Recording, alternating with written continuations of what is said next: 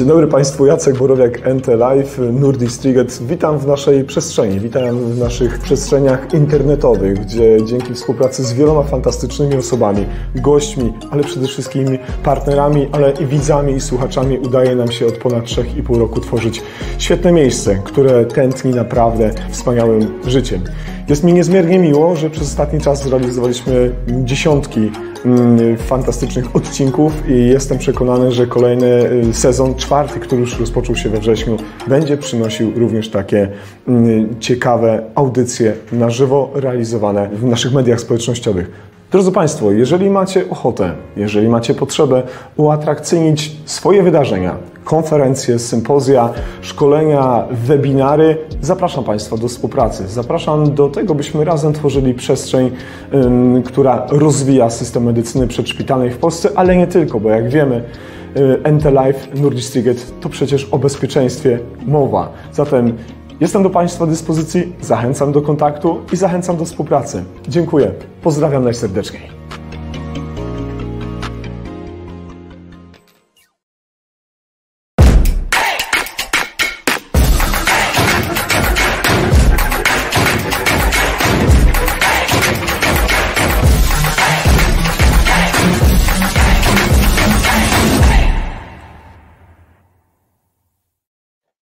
Dobry wieczór Państwu. Mamy dzisiaj 11 marca 2024 roku.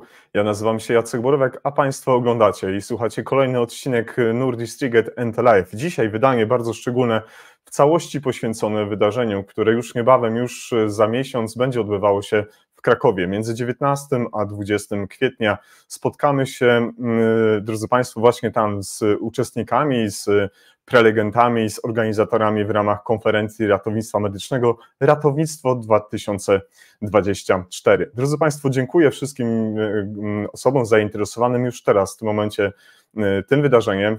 Z tego co wiem, organizatorzy donoszą nam, że wydarzenie już bardzo mocno cieszy się ogromnym zainteresowaniem, pewnie tak samo mocno jak było to w zeszłym roku. Zanim jednak o tym samym wydarzeniu będziemy opowiadać, zanim oczywiście przedstawimy naszych prelegentów, gości dzisiejszego spotkania i szefów organizacyjnych tej części merytorycznej, to naturalnie, drodzy Państwo, jak zwykle chciałbym bardzo serdecznie podziękować wszystkim wspierającym działanie Nordic Striget, które będziecie mogli Państwo oglądać nie tylko na Facebooku, na YouTubie, ale jak wiecie, jesteśmy również w przestrzeni LinkedIn. Nasze podcasty również są dostępne w przestrzeni Spotify. W związku z tym to jest świetna okazja do tego, kiedy możecie, drodzy Państwo, po prostu posłuchać nas w dowolnym dla siebie czasie. Bez wsparcia partnerów, bez współdziałania z wieloma fantastycznymi osobami nie udałoby nam się realizować tylu ważnych i ciekawych audycji. Paweł Bednarenko z Ratownik na Wyspach, dziękuję serdecznie za wsparcie. Marcin Wojcieszak z Lukas Felczer również jest z nami. Uprzejmie dziękuję Polskiemu Towarzystwu Pielęgniarstwa Ratunkowego, panu Markowi Maślance, panu prezesowi za wsparcie. Jest z nami Medycyna Praktyczna, która jest dzisiaj współorganizatorem dzisiejszego wydarzenia. Jest z nami Krzysztof Kotliński z Paramedyk Polan Ratownictwo. Dzisiejsza audycja jest realizowana tutaj przy ogromnie dużej współpracy z całą redakcją Mentalize, szczególnie z uwzględnieniem naszej szefowej, pani Jagody Nowak, która jest dzisiaj z nami, która czuwa nad tym, by audycja przebiegła w sposób prawidłowy, merytoryczny. Drodzy Państwo, pani Jagoda będzie z nami, będzie moderowała rozmowę w części komentarzy, które pod wydarzeniem jest dla Państwa dyspozycji w tych trzech przestrzeniach. Część Q&A, która jest zarezerwowana dla Państwa w tej trzeciej części naszego spotkania, jak zwykle jest do Państwa dyspozycji. Zachęcam do tego, żeby rozmowę z naszymi gośćmi komentować, a później zadawać pytania, które już bezpośrednio, konkretnie będziemy zadawać do naszych gości. Za chwilkę, drodzy Państwo, zobaczymy się na ekranie, kto nas dzisiaj widzi, kto nas dzisiaj słucha. Napiszcie, drodzy Państwo, mam nadzieję, w swoich komentarzach z hashtagiem NTLive, gdzie nas dzisiaj, drodzy Państwo, ugościliście. Ale chciałbym tylko nadmienić, że pozostałymi współorganizatorami dzisiejszego spotkania jest Uniwersytet Bielsko-Bielski, a szczególnie Wydział Nauk o Zdrowiu, i jest z nami również Collegium Medicum Uniwersytetu Jagiellońskiego w Krakowie. Serdecznie pozdrawiam całą ekipę medycyny praktycznej, w szczególności dział marketingu, dział promocji, Serdecznie pozdrawiam ekipę techniczną, która w piękny dzisiaj sposób przygotowała studio nagraniowe w Krakowie ze swojej siedziby właśnie z medycyny praktycznej, gdzie będziemy rozmawiać z 2 zaproszonymi gośćmi. Tak więc kłaniam się nisko i dziękuję Państwu za ten trud, który włożyliście w przygotowanie dzisiejszej audycji.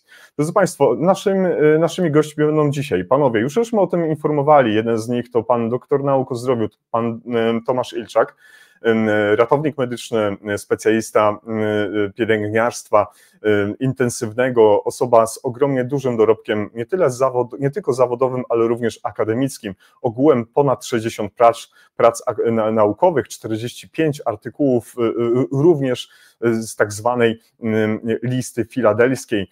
To są takie prace bardzo zaangażowane w mocny EBM, w mocne fakty, w mocne badania, zatem to są naprawdę miejsca, gdzie podawane informacje są rzetelne, sprawdzone i wymagają ogromnej ilości pracy. Wszelkiego rodzaju artykuły naukowe, wszelkiego rodzaju redagowane pisma, czasopisma, to również tam znajdziemy miejsce, gdzie pan doktor zaznaczył swoją obecność. W obecnym czasie jest kierownikiem Katedry Ratownictwa Medycznego Wydziału Nauk o Zdrowiu w Akademii, w Uniwersytecie Bielsko-Bielskim, od pewnego czasu już mamy zmianę tego świetnego ośrodka i jak wspomniałem wcześniej, również doświadczenie kliniczne naszego gościa nie jest tutaj bez znaczenia. Drugim gościem, który dzisiaj jest z nami, świeżo upieczony doktor nauk medycznych i doktor nauk o zdrowiu. Panie doktorze, gratuluję w imieniu całej ekipy NT Live i wszystkich widzów i słuchaczy zdobycia tego wspaniałego tytułu naukowego. Ratownik medyczny z powołania, jak sam pisze o sobie, asystent w Zakładzie Ratownictwa Medycznego Wydziału Nauk o Zdrowiu Uniwersytetu Jagiellońskiego Collegium Medicum w Krakowie. Współautor publikacji naukowych, wykładów, a także rozdziałów w podręcznikach o tematyce naukowej. Ponad 25 lat w zawodzie. Obecnie w Zespole Ratownictwa Medycznego i Szpitalnym Oddziale Ratunkowym Powiatowego Szpitala w Bochni. Instruktor, realizator wielu szkoleń, programów certyfikowanych szkoleń, które m.in. medycyna praktyczna oferuje, AHRC, ITLS, PHTLS, to są również te kwestie. Z panem doktorem jeszcze nie mieliśmy się wcześniej spotkać, nie mieliśmy okazji się wcześniej spotkać. Dodam tyle, że poza ratownictwem, poza medycyną ratunkową i elektrokardiografią pan doktor prywatnie interesuje się motocyklami. Fajnie, dobrze wiedzieć, drogi Pawle, podyskutujemy również na ten temat. Drodzy Państwo, i trzecia kwestia, którą należy dzisiaj podkreślić, to chciałem poinformować, że odcinek został przygotowany przez Ściślej Współpracy Medycyny Praktycznej. Jest to odcinek sponsorowany, jest to odcinek, w którym ewidentnie pokazujemy wydarzenie, które jest przygotowane właśnie przez medycynę praktyczną, które odbywać się będzie w Krakowie. Sama medycyna praktyczna to wiodące polskie wydawnictwo specjalizujące się w dostarczaniu informacji dla personelu medycznego, tego fachowego, tego bardzo skomplikowanego przekazu, który często wymaga ogromnej ilości zachodu i trudu, żeby sprawdzić pochodzenie, przygotowanie odpowiednich książek. Od 1991 roku publikacje cenione są w wielu czasopismach, które medycyna praktyczna również wydaje. Są to także książki, są to także portale dla pacjentów i dla medyków. Medycyna praktyczna również realizuje cykl specjalistycznych i certyfikowanych szkoleń, o których już mówiłem w kontekście osoby pana doktora Kukli, które są dedykowane personelowi medycznemu w ramach opieki przedszpitalnej, wczesnoszpitalnej i tej bardzo specjalistycznej, również wewnątrzszpitalnej. Firma jest pionierem w Polsce w zakresie evidence-based medicine, opierając się na wiarygodnych publikacjach. Badania wykazują, że ponad 90% personelu lekarskiego, ratowników, pielęgniarek korzysta z publikacji medycyny praktycznej przy podejmowaniu decyzji diagnostycznych i terapeutycznych, co jest bardzo ważne. Drodzy Państwo, medycyna praktyczna jest uznanym środkiem szkolenia dla medyków. Rada Naukowa Medycyny Praktycznej, tę radę reprezentują wybitne postaci polskiej medycyny. Międzynarodowa Rada Naukowa Medycyny Praktycznej obejmuje profesorów ze Stanów Zjednoczonych, z Kanady, Wielkiej Brytanii. Medycyna praktyczna angażuje się również w działania humanitarne, wspierając polską misję medyczną na różnych obszarach. W związku z obecną sytuacją w Ukrainie również tam medycy ukraińscy mogli być wspierani przez ekipę medycyny praktycznej. Drodzy Państwo, Państwa i moimi gośćmi w tym momencie jest dwóch dżentelmenów, którzy usiedli już wygodnie w swoich pięknych fotelach w Krakowie, a są nimi, jak już wspomniałem, pan dr Tomasz Ilczak i pan dr Paweł Kukla. Dobry wieczór, zachęcam do rozmowy. Dzień dobry. Witamy Cię, Jacku, serdecznie. Tak jak powiedziałeś, pięknego studia medycyny praktycznej w Krakowie. Halo. Fajnie, cieszymy się bardzo. To takie połączenie północ-południe. Jesteście panowie, dobrze was widzieć, wyglądacie jak zwykle świetnie. Wspaniale, że jesteście dzisiaj z nami. Dobry wieczór, Pawle, i raz jeszcze gratuluję uzyskania tytułu naukowego. Chapeau bas. Dobry wieczór, dziękuję bardzo. Okej, no czyli jesteśmy podziękowani. Super, świetnie, bardzo fantastycznie, poszło nam szybko, wymienione uprzejmości. Drodzy Państwo, skąd nas dzisiaj oglądacie, skąd nas dzisiaj słuchacie? Jak zwykle prosimy, żebyście ujęli to w komentarzach, dodając hashtag NTLive, który jest takim znakiem rozpoznawczym algorytmu Facebooka i YouTube i LinkedIn, gdzie można nas później, drodzy Państwo, oglądać. Panowie, gdzie znajduje się to piękne studio? Czy to jest sam Kraków, czy gdzieś obrzeża? Wcześniej nie miałem okazji być w tamtym miejscu na żywo, ale chętnie się dowiem, gdzie dzisiaj zarówno ekipa techniczna i wasze osoby nas ugościliście. Czyń honory. Czyń honory, tak. W zasadzie to jest miejscowość Cholerzyn, bardzo blisko Balic, czyli zaraz w bliskim sąsiedztwie samego lotniska. Tutaj jest główna siedziba i nasze piękne studio, jak sam to podkreśliłeś, w którym się obecnie znajdujemy, i też nasz ośrodek szkoleniowy, gdzie prowadzimy wszystkie kursy, jakie organizuje medycyna praktyczna. Także witamy serdecznie. Muszę powiedzieć szczerze, że nawet na mnie robi to wrażenie. I bardzo dziękuję też tutaj chłopakom za przygotowanie naprawdę profesjonalne. Fajnie, dziękuję. Wspomniałeś o tym miejscu szkoleniowym, drogi Pawle, bo jesteś instruktorem, o którym w Twoim bio wyczytałem, przedstawiłem. Ogromne doświadczenie, wiele lat tej pracy instruktorskiej i rozumiem, że tutaj większość tych szkoleń odbywa się właśnie w tym miejscu, gdzie jesteście, tak? Tak, obecnie tak.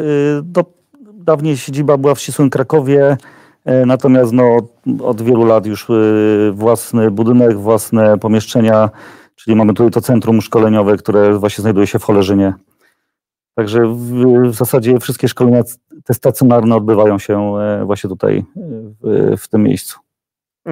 Fajnie, doskonale, świetnie. Mam nadzieję, że przy okazji pobytu w Krakowie uda mi się do Państwa zajrzeć, podziękować i pozdrowić całą ekipę medycyny praktycznej. Tomasz, jak się masz? Bo ostatnio sporo się dzieje, nie tylko z punktu widzenia organizacji konferencji, ale wielu wyjazdów, publikacji nowych artykułów z pewnością, studenckie sprawy.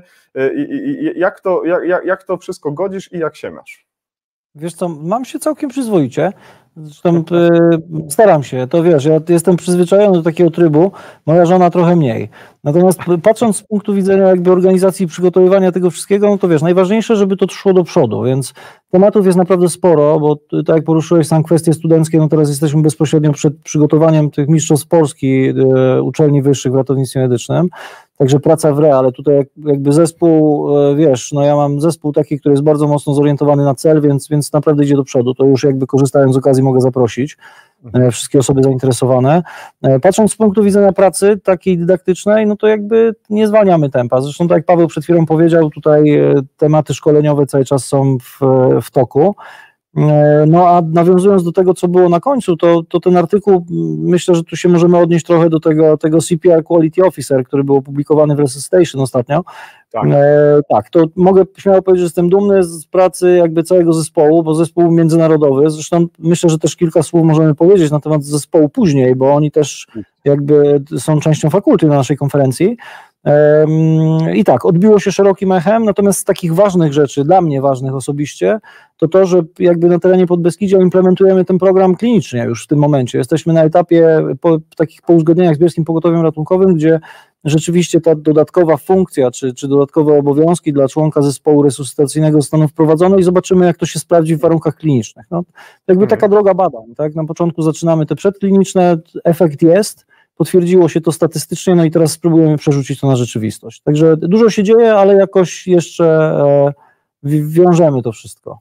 Faktycznie w trakcie konferencji Ratownictwo 2024, w trakcie tych 2 dni, dokładnie w drugim dniu będzie wykład, między innymi w sesji chyba 7, jeżeli dobrze pamiętam, i tam zasiądą właśnie wspomniani przez Ciebie eksperci, pan dr Kacper Sumera, dr Carl Webster i dr Morten Bakkerud. Mortena znam osobiście, pana Karla też poznałem i Kacpra, więc jestem przekonany, że to będzie świetny wykład, świetna sesja i ten panel dyskusyjny o CPR Quality Officer naprawdę będzie cieszył się ogromnym zainteresowaniem. Jestem przekonany, że tak będzie, czego Tobie, Tomasz, i całej ekipie życzę. Wiesz, tutaj jakby główna wartość dodana do tego jest taka, że zaczyna to żyć, więc my już możemy rzeczywiście powiedzieć coś na temat takiego praktycznego wykorzystania tego wyniku, czyli to jakby, zresztą my jesteśmy praktykami, tak Paweł zresztą podkreślił, tu też na początku tutaj mówiłeś o tym, także dla nas najważniejsze jest przełożenie tej teorii, którą już zrobiliśmy, na warunki praktyczne. No, jeżeli by się to miało przyczynić do tego, że zespoły resuscytacyjne będą pracować wydajniej, i jakby mówiąc krótko, no uda się nam uratować choćby jedną osobę więcej z tego nagłego zatrzymania krążenia, to uważam, że już jest sukces. Także myślę, że te tematy na pewno będą poruszone właśnie w tej sesji międzynarodowej, tam gdzie cały ten komitet z tego European Hospital Research Network będzie prowadził tą sesję 7, tak powiedziałeś. Czekamy na to z niecierpliwością, ale zanim kwiecień, zanim 19-20 i mnóstwo przygotowań, to panowie, my żeśmy się fizycznie spotkali, poznaliśmy się w zeszłym roku, 23 rok Ratownictwo 2023. Gdybyśmy mogli się trochę tak na szybko przenieść do tamtego czasu, słów kilka o poprzedniej edycji. Czy ona była jakoś super wyjątkowa, bo była najlepsza, bo frekwencja ponad 700 osób, czy ona była tak samo dobra jak każda wcześniejsza? Jakbyśmy mogli tak się na moment przenieść w czasie, to proszę uprzejmie. Wiesz co, powiem Ci tak, że ciężko wydaje mi się zestawić to z tymi wcześniejszymi edycjami, dlatego że to, co się wydarzyło w zeszłym roku, to jest jakby zupełnie nowa jakość. I to też dzięki temu, że medycyna praktyczna tak jakby bardzo mocno zaangażowała się w organizację tego, zresztą to było widać, bo tam jakby pełen profesjonalizm. To tutaj choćby przygotowanie tych wszystkich multimediów, przeprowadzenie wykładów, to tam wszystko szło naprawdę na bieżąco, więc jakby nie chciałbym się odnosić do tego. Mało tego, te wcześniejsze konferencje były już kilka lat temu. To jest jakby ten okres jeszcze przed pandemią, więc wydaje mi się, że my też, patrząc z punktu widzenia takiego organizacyjnego czy merytorycznego przygotowania, poszliśmy do przodu, więc myślę, że zestawienie tego razem no trochę nie koreluje w tym momencie, także myślę, że powinniśmy podejść do tego jako do całkowicie nowego wydarzenia, które w zeszłym roku się odbyło, no a w tym roku mamy kontynuację, bo się udało.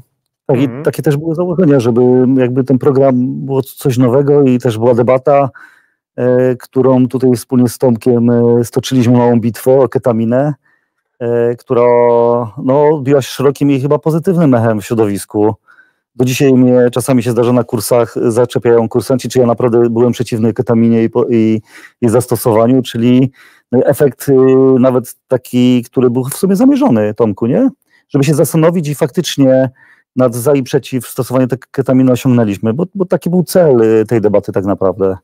Aha. Patrząc z tej perspektywy, to tutaj taka główna nośność, którą my chcieliśmy uzyskać, to było no, temu szerokiemu audytorium, bo ponad 700 osób na konferencji, przekazać informacje dotyczące ketaminy. To jakby wskazania, przeciwwskazania, interakcje, co się może wydarzyć, u jakiego pacjenta to zastosować i wydaje mi się, że rzeczywiście zrobiliśmy taki efekt, jaki chcieliśmy uzyskać. No a przy okazji było wesoło, bo te zdjęcia, które tam pokazywałeś moje w jakby stroju dziekańskim, do dziś obiegają internet, więc jakby szerokim echem. Także ja z różnych miejsc w Polsce dostaję, także bardzo dziękuję wszystkim osobom wysyłającym. Z czystej sympatii. Ja miałem właśnie okazję wiele tych zdjęć też wykonać i potem dzięki oczywiście waszej zgodzie one znalazły się na naszych profilach i to też było takim początkiem do jakiejś naszej współpracy, za którą też bardzo dziękuję, za zaufanie, za to, że przyjęliście mnie tam też jak swojego człowieka, chociaż ani nie jestem z południa Polski, ani nie jestem z waszych ośrodków akademickich, ale zostałem przyjęty przez was bardzo ciepło, serdecznie i jest mi z tego powodu bardzo miło i raz jeszcze chciałbym wam za to podziękować, a za debatę w ringu o ketaminie szczególnie, bo rzeczywiście nie wiem, jak długo żeście to trenowali, ale no myślę, że jesteście świetnymi kandydatami do tego, żeby w Netflix zrobić przynajmniej miniserial na ten temat. Te treningi nie były jakieś takie bardzo wzmożone, bo to jakby nawiązując nawet do tego, o czym powiedziałeś przed chwilą, że my to mało czasu mamy na te treningi, wiesz, więc tam jednak dużo rzeczy było puszczonych, ja mówię w dużym cudzysłowie teraz, na żywioł, natomiast no, efekt był taki, jaki był. To już jakby słuchacze i widzowie muszą się wypowiedzieć na ten temat, natomiast patrząc z tych informacji, jakby analizując te informacje, które my otrzymaliśmy bezpośrednio po konferencji, czy jeszcze w trakcie konferencji, to wyciągamy, jakby feedback był bardzo, bardzo pozytywny, także ja jestem zadowolony. Fantastycznie. Od razu szybkie pytanie, czy ponownie będziemy świadkami jakiegoś ringu, jakiegoś starcia, czy coś jest już tam uszykowane, czy na razie jeszcze chcielibyście to zostawić w jakiejś takiej tajemnicy? Myślę, że możemy powiedzieć co nieco. To tutaj jakby, oczywiście, że plan jest, dlatego że jakby to też jest takie podejście, my długo z Pawłem dyskutowaliśmy na ten temat, natomiast staramy się na konferencji wprowadzić coś nowego, a właściwie odejść od takiej sztampowej, jakby prezentowanej sesji, która przebiega w formie jakiejś wykładowej, prezentacji, choćby nawet najciekawszej i troszkę przełożyć to na taką rzeczywistość, można powiedzieć, luźnej rozmowy. I tutaj patrząc z punktu widzenia tego, co w tym roku zaplanowaliśmy, to taka debata, która spróbujemy chyba zagrać trochę na emocjach też, bo temat bardzo ważny, temat taki, który dotyczy chyba każdej osoby, która praktykuje z pacjentem w stanie zagrożenia życia, szczególnie w warunkach przedszpitalnych. No i starcie argumentów za i przeciw zawsze budzi emocje, więc spróbujemy tutaj jeszcze może ten taki element troszkę jakby bardziej rzeczywisty, oddający to, co się dzieje na zewnątrz, to co my widzimy, jakie decyzje musimy podjąć, ale też jakie emocje temu towarzyszą w głowie każdego ratownika, który no, musi zadecydować, a to są trudne sprawy, więc zobaczymy. No, myślę, że uzyskamy efekt, będziemy się starać, zrobimy co w naszej mocy. Doskonale. Trzymam za to kciuki i jestem przekonany, że efekt będzie piorunujący i przynajmniej przyniesie tak wiele dobrego, jak przyniosło to w zeszłym roku, bo to ewidentnie było takim powodem do ogromnej dyskusji. Kiedy był odcinek wspólnie z panem doktorem Tomaszem z LPR-u, no przypomnijcie mi szybko nazwisko, z panem profesorem Darochą, ale też z jeszcze jednym panem Tomaszem, za chwilkę sobie przypomnę, bo zawsze zapomnę w najmniej odpowiednim momencie, kiedy rozmawialiśmy o ketaminie, to on jak zobaczył ten sam pomysł i sam przebieg tego ringu, no to był bardzo zadowolony, bo drugie jego imię to właśnie ketamina, a mowa jest oczywiście o panu doktorze Tomaszu Derkowskim, którego w tym momencie serdecznie pozdrawiam. I czy ta ketamina już została uwolniona do ZRM-u? To chyba jeszcze nie, prawda, Tomasz? Nie, jeszcze oficjalnie jej nie ma, natomiast no, ta legislacja postępuje, natomiast tu jakby dobrze, że nawiązałeś do tego, dlatego że też jednym z kontekstów i takich głównych sensów tej prezentacji było to, żeby uzmysłowić sytuację prawną troszkę, jakby wprowadzenie nowej substancji, nowego leku nie powinno wyglądać w taki sposób, że to jest jakby zapis wykonany długopisem, tylko to wymaga tego, o czym Paweł mówił, bo tutaj jakby to było twoje główne odniesienie i twój punkt taki, który bardzo mocno wybrzmiał tam wtedy w tej debacie, gdzie wyraźnie było powiedziane, że to wymaga przeszkolenia takiego przeddyplomowego, podyplomowego, treningu z mentorem, czyli osobą, która ma większe doświadczenie, więc chcielibyśmy też, żeby ten proces faktycznie miał miejsce. Jeżeli coś nowego się dzieje w systemie, to ja mówię ze swojej perspektywy, bo przecież ja cały czas pracuję, ocieram się o tych pacjentów, więc fajnie, gdybym dostał nowe narzędzie, gdyby ktoś, kto jest bardziej w tym doświadczony, mnie nauczył, jak z niego korzystać. To też jest jakby taki element, który tam chcieliśmy ukazać i wydaje mi się, że efekt się udało zrobić. Korzystać, czyli jakby wiedzieć, jaki ma wpływ. Rozumiem, że ten wpływ, który my oczekujemy, ale też wiedzieć, w jaki sposób mogą być negatywne skutki tego preparatu i się na to przygotować. No, każdy lek niesie ze sobą jakieś ryzyko, a w przypadku tych leków, jak chociażby jest ketamina, dobrze mieć umiejętności, które pozwolą, i taki właśnie wydźwięk był tej debaty i w ogóle, że wybraliśmy w sumie, to Tomek zaproponował, żebyśmy wzięli na tapetę ketaminę i podyskutowali za i przeciw. No bo to fajny lek jest, to dlatego. Bardzo fajny. Wszyscy sobie z tego zdajemy sprawę, natomiast jak każda substancja taką, którą podajemy pacjentom, każdy lek, ona ma swoje ograniczenia i też trzeba sobie jasno z tego zdawać sprawę, że zanim zostanie to wdrożone do systemu, to powinniśmy być do tego odpowiednio przeszkoleni. I to jakby to też taka nośność trochę informacyjna tutaj w kontekście wprowadzania nowych substancji jeżeli efekt jest dobry, to cieszymy się. To znaczy, że zrealizowaliśmy to, co chcieliśmy, a przy okazji przemyciliśmy informacje dotyczące stosowania ketaminy, wskazań, przeciwwskazań, więc jakby wartość dodana do całości jest. O tych przeszkoleniu, o tym, co Paweł mówi, to co wspomniałeś, pisał ostatnio Paweł Bednarенkow na swoim profilu Ratownik na Wyspach, gdzie Paweł, pracujący już od wielu lat w NHS-ie, podaje, że każdy preparat wprowadzany do użytku praktycznego wymagane jest przetreningowanie, przećwiczenie, znajomość nie tylko samej teorii, ale praktyki, jak sobie z tym preparatem radzić i co z nim zrobić, jeżeli coś pójdzie nie tak, bo jak wiemy, w medycynie zdarzają się rzeczy, które mogą czasami się nie udać. Ale fajnie, że mamy to omówione, bo to było bardzo ważne, jedna chyba z największych wartości dodanych w trakcie waszego spotkania. Chciałbym was zapytać jako osoby odpowiedzialne za organizację merytoryczną tego wydarzenia. Tomasz, przewodniczący, Paweł, zastępca, ale potem się wymieniacie tymi rolami, bo jak się dowiadujemy na stronie internetowej właśnie Ratownictwo 2024, komitet naukowy właśnie tworzy przewodniczący pan dr Paweł Kukla, zastępca przewodniczącego pan dr Tomasz Ilczak, ale komitet organizacyjny to już na odwrót Tomasz Ilczak i zastępca przewodniczącego pan dr Jarosław Gucwa. Powiedzcie mi proszę jedynie, jak bardzo ważna jest wasza współpraca z waszymi rodzimymi ośrodkami akademickimi. Wspomnę tutaj Wydział Nauk o Zdrowiu Uniwersytetu Bielsko-Bielskiego i za chwilkę Collegium Medicum. Tomasz, kilka słów o tym partnerze, bo on jest ogromnie ważny. To jakby warto powiedzieć o tym, że te przedsięwzięcia, one mają charakter akademicki. Tutaj jakby one są bardzo, bardzo praktyczne, natomiast muszą być osadzone w realiach akademickich, dlatego że tak jak sam powiedziałeś na początku, my bazujemy na wiedzy takiej, która jest oparta na faktach w większości. Więc ta akademickość musi być bardzo mocno wyrażona, więc tutaj jakby bez tego nie jesteśmy w stanie uzyskać tego efektu takiego prawdziwej merytoryki.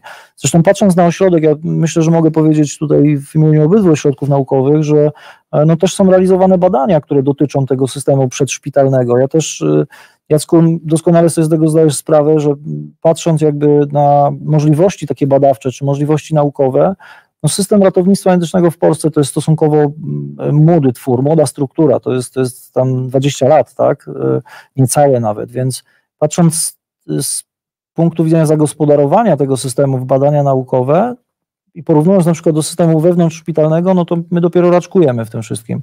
Dlatego udział uniwersytetów i tej rzeczywistości akademickiej jest bardzo, bardzo istotny. Zresztą na uniwersytetach też wykuwamy nowe charaktery, które później trafiają do karetek, więc to jakby powiązanie tej materii takiej naukowej, dydaktycznej i praktycznej, jak to wszystko idzie w parze i się zgrywa, to dopiero wtedy mamy sukces. Dlatego jakby na konferencji częścią te uniwersytety są, zresztą my też jesteśmy pracownikami tych uniwersytetów, pracujemy w jakichś zespołach badawczych, w jakichś zespołach dydaktycznych, to też jakby te konferencje są wynikiem tej pracy, czyli jakby pokazujemy, wychodzimy na zewnątrz troszkę z tych naszych murów uniwersyteckich, czy to z Krakowa, z Uniwersytetu Jagiellońskiego, czy z mojej rodzimej uczelni, czyli Uniwersytetu w Bielsku-Białej, na zewnątrz, żeby pokazać też, jak wygląda ta druga strona tej pracy, że to jednak teoria, nauka i badania połączone z praktyką dopiero dają sukces.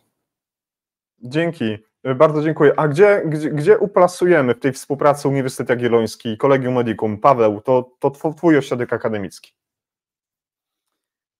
Gdzie uplasujemy? Myślę, że po środku, bo tutaj nie ukrywam, nie jest to żadną tajemnicą, że się z Tomkiem przyjaźnimy od wielu, wielu lat i od wielu lat też szkolimy i właśnie charakter też pracy tej uniwersyteckiej daje nam tą możliwość, że mamy różne perspektywy patrzenia na potrzeby i też na to, na co kłaść nacisk jakby już u tych najmłodszych adeptów ratownictwa i tych kierunków, które są ukierunkowane na ratowanie życia bezpośrednio i tutaj ta współpraca, myślę, że dla mnie też osobiście z Tomkiem też ma dużą wartość. Tomek jest bardziej doświadczony niż ja i to też wymiana informacji jest drogocenna i dla mnie bardzo ważna osobiście. Natomiast też staramy się przenosić te treści i też swoje spostrzeżenia i swoje uwagi, bo my dużo bardzo rozmawiamy. Tak, wymieniamy się informacjami, też jeżeli chodzi o nauczanie takie akademickie i mamy różne pomysły i spostrzeżenia. Też co można byłoby zmodyfikować i zmienić. Także tutaj no to wartość jest dodana i dlatego mówię, że tak postawiłem to w pośrodku. Znaczy to się cały czas dzieje, Jacek, wiesz, bo my też jakby nie możemy tego odciąć jakąś grubą krechą i powiedzieć, że jeden uniwersytet jest tu, drugi jest tu, a po środku jest medycyna praktyczna, bo jakby tutaj każdy element musi funkcjonować. Wiesz, to jest taki łańcuch, no, jak cokolwiek się zerwie, to przestanie działać.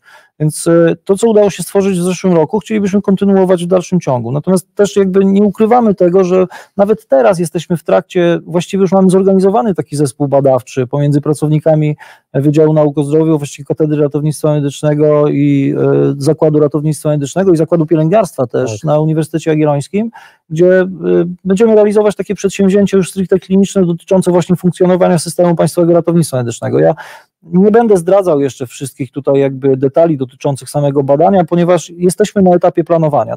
To jest taki bardzo mocno koncepcyjny proces, on musi przebiec w swoim tempie. Mamy kilku badaczy zaangażowanych, jednych bardziej doświadczonych, innych troszkę mniej. Natomiast znowu jakby nie było, chcemy uzyskać efekt taki, żeby udokumentować coś, sprawdzić, czy działa, przenieść na system w praktyce, a później, jeżeli uda się nam go poprawić w jakiś sposób, no to będzie sukces. Natomiast to też wymaga współpracy i kooperacji. Badania wieloośrodkowe zdecydowanie dużo więcej wnoszą, choćby z punktu widzenia tego, że każdy, tak jak Paweł przed chwilą powiedział, ma swoją perspektywę spoglądania na pewne kwestie i tutaj często też bywają tarcia, bo wiadomo, że są różnice charakterów, różnice poglądów, no ale jeżeli jest taka kooperacja, to tak jak przy organizacji konferencji, że jesteśmy w stanie znaleźć konsensus i wspólny środek, idąc na jakiś tam kompromis, można powiedzieć, to wtedy się uzyskuje sukces i my na każdym polu staramy się to realizować dokładnie w taki sam sposób. Tak, ja bym tu jeszcze dodał, że im więcej tarć, tym więcej dobrych pomysłów i takich, które są dobrze przemyślane, bo jakby nawet jeżeli się spotykają dwie perspektywy, ale potrafimy dojść do wspólnego zdania, to jest zawsze z korzyścią też właśnie patrząc pod kątem akademickim do nauki i dla tego, co chcielibyśmy stworzyć. Tak jest. Tak, Tomaszu? Tak, zdecydowanie tak. Idziemy do przodu. Jesteśmy zgodni. Wiesz, Jacek, małymi kroczkami, ale to jest taka zasada, że kropla drąży skałę, więc no zobaczymy. Jak rozmawialiśmy tam jeszcze zanim weszliśmy na antenę o mojej metryce, ja tego nie chcę przytaczać teraz, więc czas leci, także musimy poganiać. Tak, jasne. Kropla drąży skałę, Marcin Gbiorczyk, jego życiowe motto zawodowe, podkreślam, zawodowe, warto przytaczać. No dobrze, ale ty powiedziałeś z jednej strony Uniwersytet Jagielloński, z drugiej strony Uniwersytet Bielsko-Bielski, a gdzieś po środku ta medycyna praktyczna, no ale ma ogromne w tym momencie znaczenie i z punktu widzenia organizacji, no bo jako zespół, który merytorycznie to wszystko przygotowuje i przedstawiciele ośrodków akademickich, no to właśnie to wsparcie organizatora takiego logistycznego jest ogromnie ważne. Słów kilka na temat waszej takiej współpracy. Wiesz co, tutaj jakby prawda jest taka, że bo przeczytałeś na początku, przywołałeś te komitety organizacyjne, naukowe, tak? Więc to są ludzie, którzy stoją za tym. Natomiast no my jakby przygotowujemy tą część taką głównie merytoryczną. Staramy się to w jakiś sposób poukładać. Natomiast to by nigdy nie zagrało, gdyby nie cały sztab osób, które stoją tak naprawdę za nami, tak? My jakby jesteśmy w jednej linii, patrząc z punktu widzenia organizacji, natomiast no, można powiedzieć tak w dużym cudzysłowie, że jednych widać bardziej, drugich trochę mniej, więc to ja tutaj szczególne ukłony w kierunku no, w dwa miejsca się, myślę, że Paweł ma więcej tych miejsc, bo Paweł jest bardziej zaangażowany w życie medycyny praktycznej, ale to, co ja widzę jako organizator konferencji, to dwa miejsca takie, które są bardzo, bardzo ważne przy przygotowaniu takiego praktycznego przedsięwzięcia, to przede wszystkim jest dział szkoleń. Jak źle mówię, to mnie popraw od razu, żeby, wiesz, to jakby idzie w świat informacja. Dział szkoleń, gdzie tutaj panie, które się zajmują no, tą całą stroną takiej, której nie widać, a jej jest bardzo dużo, no to są jakby zgłoszenia. Sam przytoczyłeś, że mieliśmy 700 osób w zeszłym roku, więc każda taka osoba to jest indywidualny przypadek, tego się nie da wrzucić do jednego worka. To są kwestie dotyczące jakichś kwestii tam cateringu, noclegu, nawet umieszczenia gdzieś tam na liście, przygotowania materiałów, rozdania tego wszystkiego, samej rejestracji. Zwróć uwagę na to, ile trwał proces rejestracji. My w zeszłym roku w związku z tak dużą frekwencją musieliśmy przesunąć rozpoczęcie konferencji o 15-20 minut, tak żeby wszyscy uczestnicy, którzy chcą wziąć udział, mogli być od początku. Więc ta cała logistyka i zaplanowanie tego jest bardzo, bardzo czasochłonne i to tutaj jakby chylę czoła w kierunku działu organizacyjnego, działu szkoleń, który się tym zajmuje, no bo bez nich byśmy tego nie ruszyli. No a druga strona to jest ta strona, o której trochę powiedziałem już dzisiaj, czyli ta strona medialna, tak? To ja się tu uśmiechnę w tło tam, nie? Bo oni tu wszyscy są i nas pilnują bardzo mocno, patrząc z punktu widzenia przygotowania tej całego studio, całej tutaj jakby otoczki medialnej, no ale jakby też możesz się wypowiedzieć, bo byłeś w zeszłym roku, widziałeś jak to działa, tak? Te wykłady, które są prezentowane na żywo na dużym ekranie, to wszystko, co później można odtworzyć, czy wywiady z prelegentami, które realizowane są w tle w trakcie trwania konferencji, to jakby jest cała wartość dodana. Też się nie dzieje samo. Na to trzeba poświęcić bardzo dużo czasu, trzeba to wszystko przygotować wcześniej, zaplanować, no i jakby sfinalizować, bo to też wymaga jakiejś obróbki. Zresztą to są multimedia. Ja się zupełnie na tym nie znam. Natomiast wiem, że to kosztuje bardzo dużo czasu i także bardzo dziękuję za zaangażowanie i pomoc, bo bez tego byśmy na pewno nie ruszyli. Tak, to jest zdecydowanie prościej, bo właśnie możemy zająć się tą częścią merytoryczną. Tutaj czy dział szkoleń, dział ratownictwa i cała medycyna praktyczna zaangażowana, dział promocji w to wydarzenie jest nam zdecydowanie prościej. Jakby więcej działów wymieni, nie? Dlatego dobra, pewna osoba na pewno. Ja się czasami zastanawiam, jak przychodzę z jakimś pomysłem, czy nie będzie, święcona woda i odejdź szatanie, bo te pomysły później jakby staramy się realizować i w takiej jakości, która naprawdę jest na wysokim poziomie i z tego się też bardzo cieszę. No, to też jest jakby poniekąd też całością całego tego wydarzenia, nie tylko merytoryka, ale cała ta otoczka, która dzieje się wokół. No musi zagrać, no to jest ten łańcuch taki, no, o którym żeśmy mówili przedtem. Jak nie zagra, no to jeżeli gdzieś to się jakby potknie na którymś etapie, to nie ma tego efektu końcowego, tego efektu wow, jak to mówi młodzież teraz, efekt wow, tak? No my idziemy w stronę tego efektu, chcielibyśmy, żeby ta konferencja też taka była. I no nie ukrywam, że każdy z tych ogniw, który tutaj pracuje nad tym, przykłada naprawdę wszystkie ręce na pokład, siły i środki na to, żeby to się odbyło w taki sposób, więc zapraszamy, bo warto, bo to jakby to widać, to cieszy oko, to się dzieje, to zaczyna żyć. W zeszłym roku żeśmy to troszkę ożywili, w tym roku myślę, że będzie kontynuacja, chcielibyśmy, żeby było jeszcze lepiej. My też jakby wyciągamy wnioski z informacji zwrotnej, która płynęła po zeszłorocznej konferencji, więc no, to też jakby pracujemy nad sobą i nad organizacją, żeby to było jednak coraz lepsze. Tak jest. Fantastycznie. Pozwolicie, drodzy panowie, że pozwolę sobie podziękować osobiście pani Katarzynie Wiejak za naszą współpracę, za pierwsze poznanie w Krakowie. Pani Katarzyna koordynowała proces naszej dyskusji o dzisiejszej audycji, bierze czynny udział w ogromnym przygotowaniu tej części marketingowej, promocyjnej i tutaj pani Katarzyno, jeżeli nas dzisiaj pani słucha, albo będzie pani odsłuchiwała tej audycji może jutro, może pojutrze, czy na YouTube, czy na LinkedIn, czy na właśnie Facebooku czy na Spotify. Najserdeczniej panią pozdrawiam i dziękuję za bardzo miłe przyjęcie, a te wszystkie osoby, które są zainteresowane współpracą z medycyną praktyczną, bo jak wiecie państwo, każda konferencja, każde wydarzenie bez sponsorów strategicznych nie może się odbyć, to zostawiamy informacje, kontakt do pani Katarzyny, jest telefon komórkowy, jest mail, wszystkie firmy zainteresowane współpracą w ramach tej konferencji, przyszłych edycji i w ogóle współpracy z naszą polską rodzimą medycyną praktyczną zachęcamy do rozmowy z panią Katarzyną, której raz jeszcze kłaniam się nisko. Drodzy panowie, pojawiają się pierwsze komentarze, pierwsze pytania. Drodzy słuchacze i widzowie, część Q&A zostawimy sobie na tą ostatni nasz etap. Kiedy usiedliście do stołu, kiedy padł temat, zaczynamy od programu konferencji, to jak to wyglądało w 2 zdaniach i pozwolicie, że przejdziemy sobie przez ten program, przez te 10 sesji, które zostały przygotowane, ale jak żeście się zabrali do opracowywania tego programu? Jakimi kryteriami żeście się kierowali? Ubiegłoroczna konferencja dostarczyła nam trochę też takich materiałów w postaci ankiet uczestników i tam było jedno z takich pytań, jaki chcieliby temat poruszyć na następnej konferencji, więc było to drogocenne dla nas wskazania, jakimi tematami powinniśmy się jeszcze zająć, ale tak naprawdę wydaje mi się, że to jest też kontynuacja tego, co rozpoczęliśmy w ubiegłym roku, jeżeli chodzi o tematykę, którą poruszamy. Była tu trochę burza mózgu i też zmiany decyzji. On się teraz uśmiecha, wiesz, bo to jest taka pierwsza dyplomatyczna wypowiedź. To jest prawda, że rzeczywiście mieliśmy ankiety, z których korzystamy i teraz jakby dziękujemy też jakby uczestnikom konferencji zeszłorocznej za rzetelne wypełnienie tych ankiet, bo jakby dla nas informacja zwrotna, tak powiedziałem wcześniej, jest bardzo ważna. Ale ja ci powiem, jak to było, Jacek, bo prawda jest taka, że siedzimy i rozmawiamy i mówię tak, Paweł, to ja nic nie wiem na temat bólu w klatce piersiowej u dzieci. Możesz mi coś na ten temat powiedzieć? No dobra, to się może zdarzyć. To są takie rzeczy, z którymi się możemy zetknąć przecież w pracy. No takie sytuacje kliniczne bywają. Dobra, masz kogoś, kto potrafi o tym powiedzieć? No czekaj, zaraz sprawdzę. I w ten sposób część programu została stworzona. To są elementy takie, które można spotkać w rzeczywistości, a są stosunkowo rzadko poruszane. Mało tego, w tym programie są takie osoby, które fizycznie wkładają w to ręce, bo to jakby to nie jest tak, że my teoretyzujemy tylko i wyłącznie. Oczywiście wiedza jest poparta teorią, jakimiś badaniami naukowymi, natomiast to są te wszystkie osoby, które tutaj jakby biorą udział czynny jako prelegenci, to są osoby, które rzeczywiście na tym się znają, są praktycy, więc połączenie tych dwóch aspektów to tak trochę jak z całą konferencją. Dopiero wtedy zagra, kiedy mamy taką solidną teorię popartą wiedzą praktyczną. A patrząc z punktu widzenia tego, jaki mamy target, jakie osoby przyjeżdżają do nas na konferencję, to też są osoby, które w większości wykorzystują tą wiedzę w swojej takiej elementarnej pracy z pacjentem. No i to jakby taki efekt chcemy uzyskać.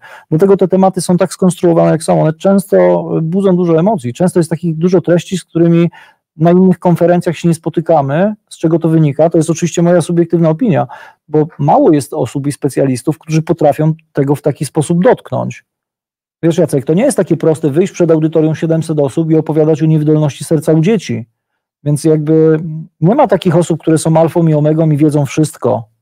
To jak ktoś tak myśli, to błądzi. I tutaj patrząc z perspektywy tego, czego my się możemy nauczyć, to jest bardzo duża wartość dodana do całego tego programu. I tutaj, mimo tego, że ja wiedziałem wcześniej, co będzie, no przecież jakby z Pawłem przygotowywaliśmy, to siedzieliśmy bardzo długo nad tym, znamy prelegentów, to powiem Ci szczerze, że ja siedziałem na tych sesjach w pierwszym rzędzie i z naprawdę zapartym tchem słuchałem prezentacji, robiąc notatki, bo wiem doskonale, że mogę z tego skorzystać w praktyce. I to jest bezapelacyjnie jakby taka idea przyświeca przy konstruowaniu programu i w tym roku jest dokładnie tak samo.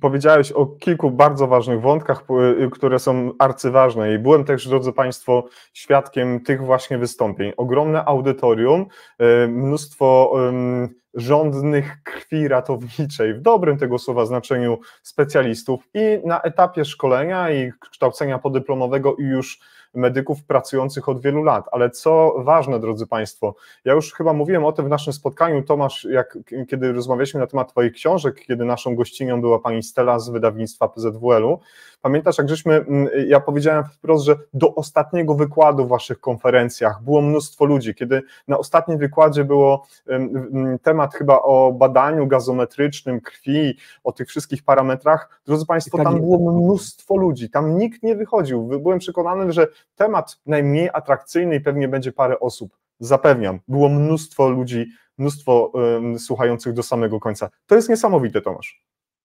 Wiesz, to też jest miara sukcesu konferencji, bo pamiętasz, ja Ci powiedziałem wtedy, my rozmawialiśmy, nie? To udało się, że mamy ten efekt, który chcieliśmy uzyskać i to jakby też jest to, o czym my cały czas z Pawłem mówimy, że stawiamy na jakość.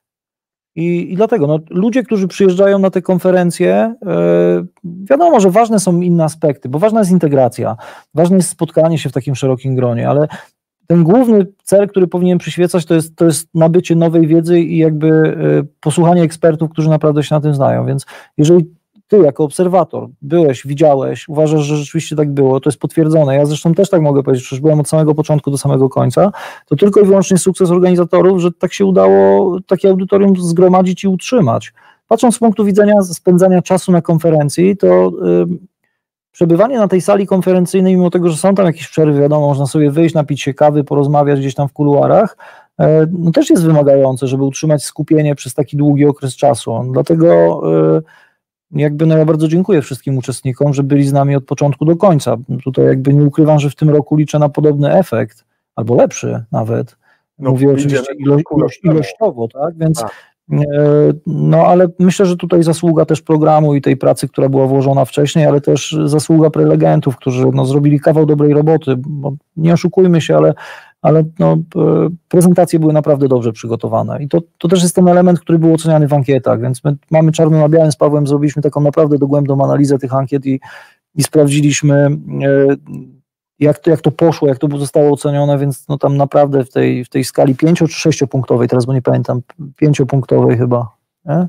Do 5-punktowej, to naprawdę w większości były same piątki, tam kilka czwórek, więc to bardzo się cieszymy, że tak to wyglądało. Ale wiesz, to jest też dlatego, że to miało być jak najbardziej praktyczne, tak? Czyli wiedza też, wiadomo, że są pewne wytyczne, jakieś procedury, które są obowiązujące, natomiast to przede wszystkim miało być praktyczne i dać jakieś narzędzia dla tych właśnie ratowników rządzących krwi ratowniczej, jak to określiłeś, żeby poradzić sobie w tej sytuacji trudnej, bo są takie zdarzenia, które zdarzają się niezmiernie rzadko, co nie zwalnia nas z obowiązku, że powinniśmy w właściwy sposób zabezpieczyć tego pacjenta i to też wydaje mi się właśnie w kontekście samego programu i prelegentów, praktyków, dobrych też wykładowców, myślę, że przyniosło taki pożądany efekt, jaki chcieliśmy osiągnąć. Nie? No idziemy dalej, nie? Bo to jakby my nie zwalniamy tempa, to jakby próbujemy jeszcze poprawić ten efekt, więc no, w tym roku też można się spodziewać naprawdę ciekawych wykładów, takich popartych bardzo dużą praktyką. I to my jakby wszystkiego nie powiemy teraz, nie? Bo to efekt ma być na konferencji, natomiast już część prezentacji widzieliśmy, bo prelegenci nam je powoli przysyłają, więc no naprawdę Będą kontrowersje. Będzie trochę kontrowersji, ale zawsze to dobrze są, bo to też jakby jest coś, co wyzwala dyskusję, a nam chodzi o to, żeby była dyskusja, bo jakby my słuchamy też głosu osób, które przyjeżdżają na konferencję, to pamiętaj też, Jacek, że to jakby prelegenci też się uczą od uczestników, to choćby pytania, które czasami padają z sali są tak zaskakujące, że mimo tego, że wydaje ci się, że już zjadłeś zęby na tej resuscytacji krążeniowo-oddechowej, to jednak ktoś cię potrafi zaskoczyć. Ja mówię teraz o sobie. Więc tutaj z punktu widzenia funkcjonowania tego wszystkiego, no to jakby jedna i druga strona z tego czerpie. No i staramy się rzeczywiście utrzymać ten poziom, żeby on był jak najwyższy, no i ta jakość praktyczna była przełożona bezpośrednio na tej konferencji.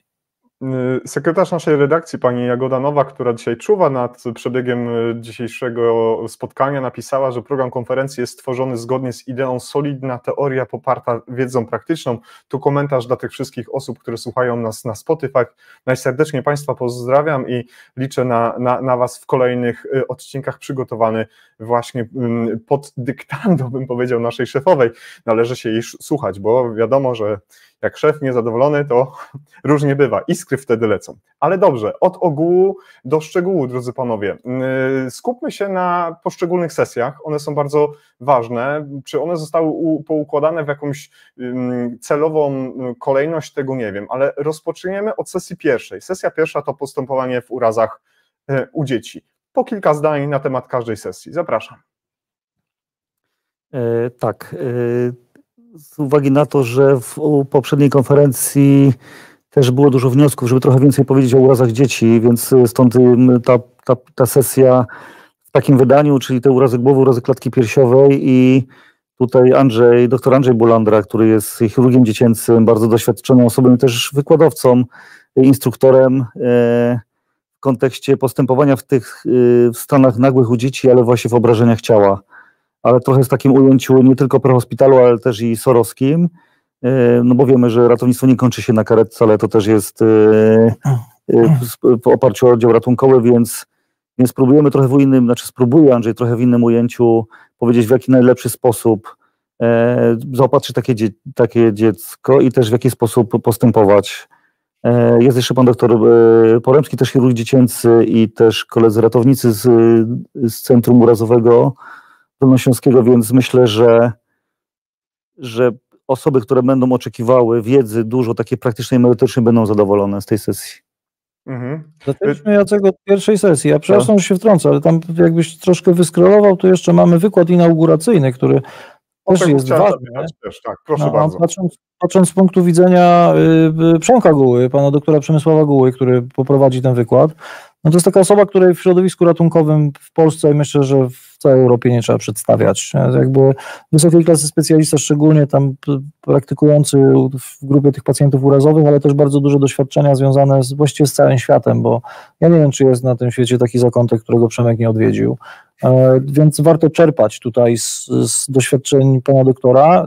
Zresztą takie doświadczenia z wcześniejszych konferencji, czy nawet czytając publikacje Przemka, które jakby zebrały bardzo dobre opinie, zresztą są świetne książki, wskazują na to, że to rzeczywiście wykład inauguracyjny będzie, mówiąc krótko, petarda. Także to tutaj też jakby ważny element.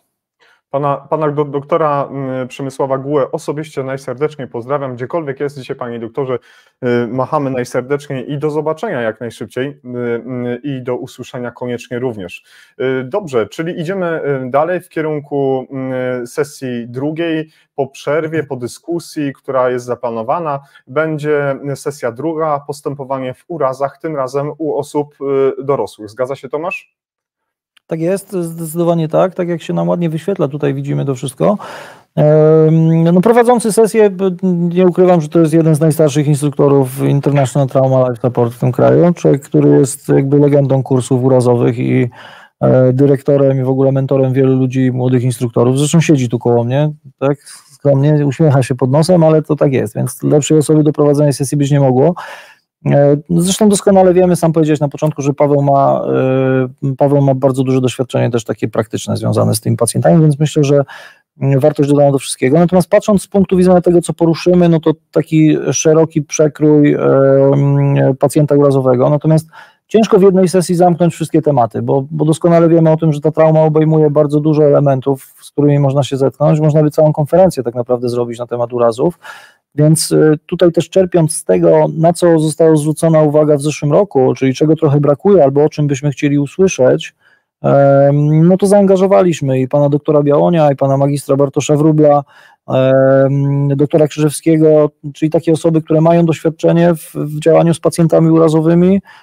No i skupimy się faktycznie na klatce piersiowej, miednicy, kręgosłupie. To takie miejsca, które są bardzo mocno, nie wiem, czy dobrze wyrażę, to mnie popraw, wstrząsogenne, wstrząsorodne, tak, więc tutaj będzie się lała krew, wiesz.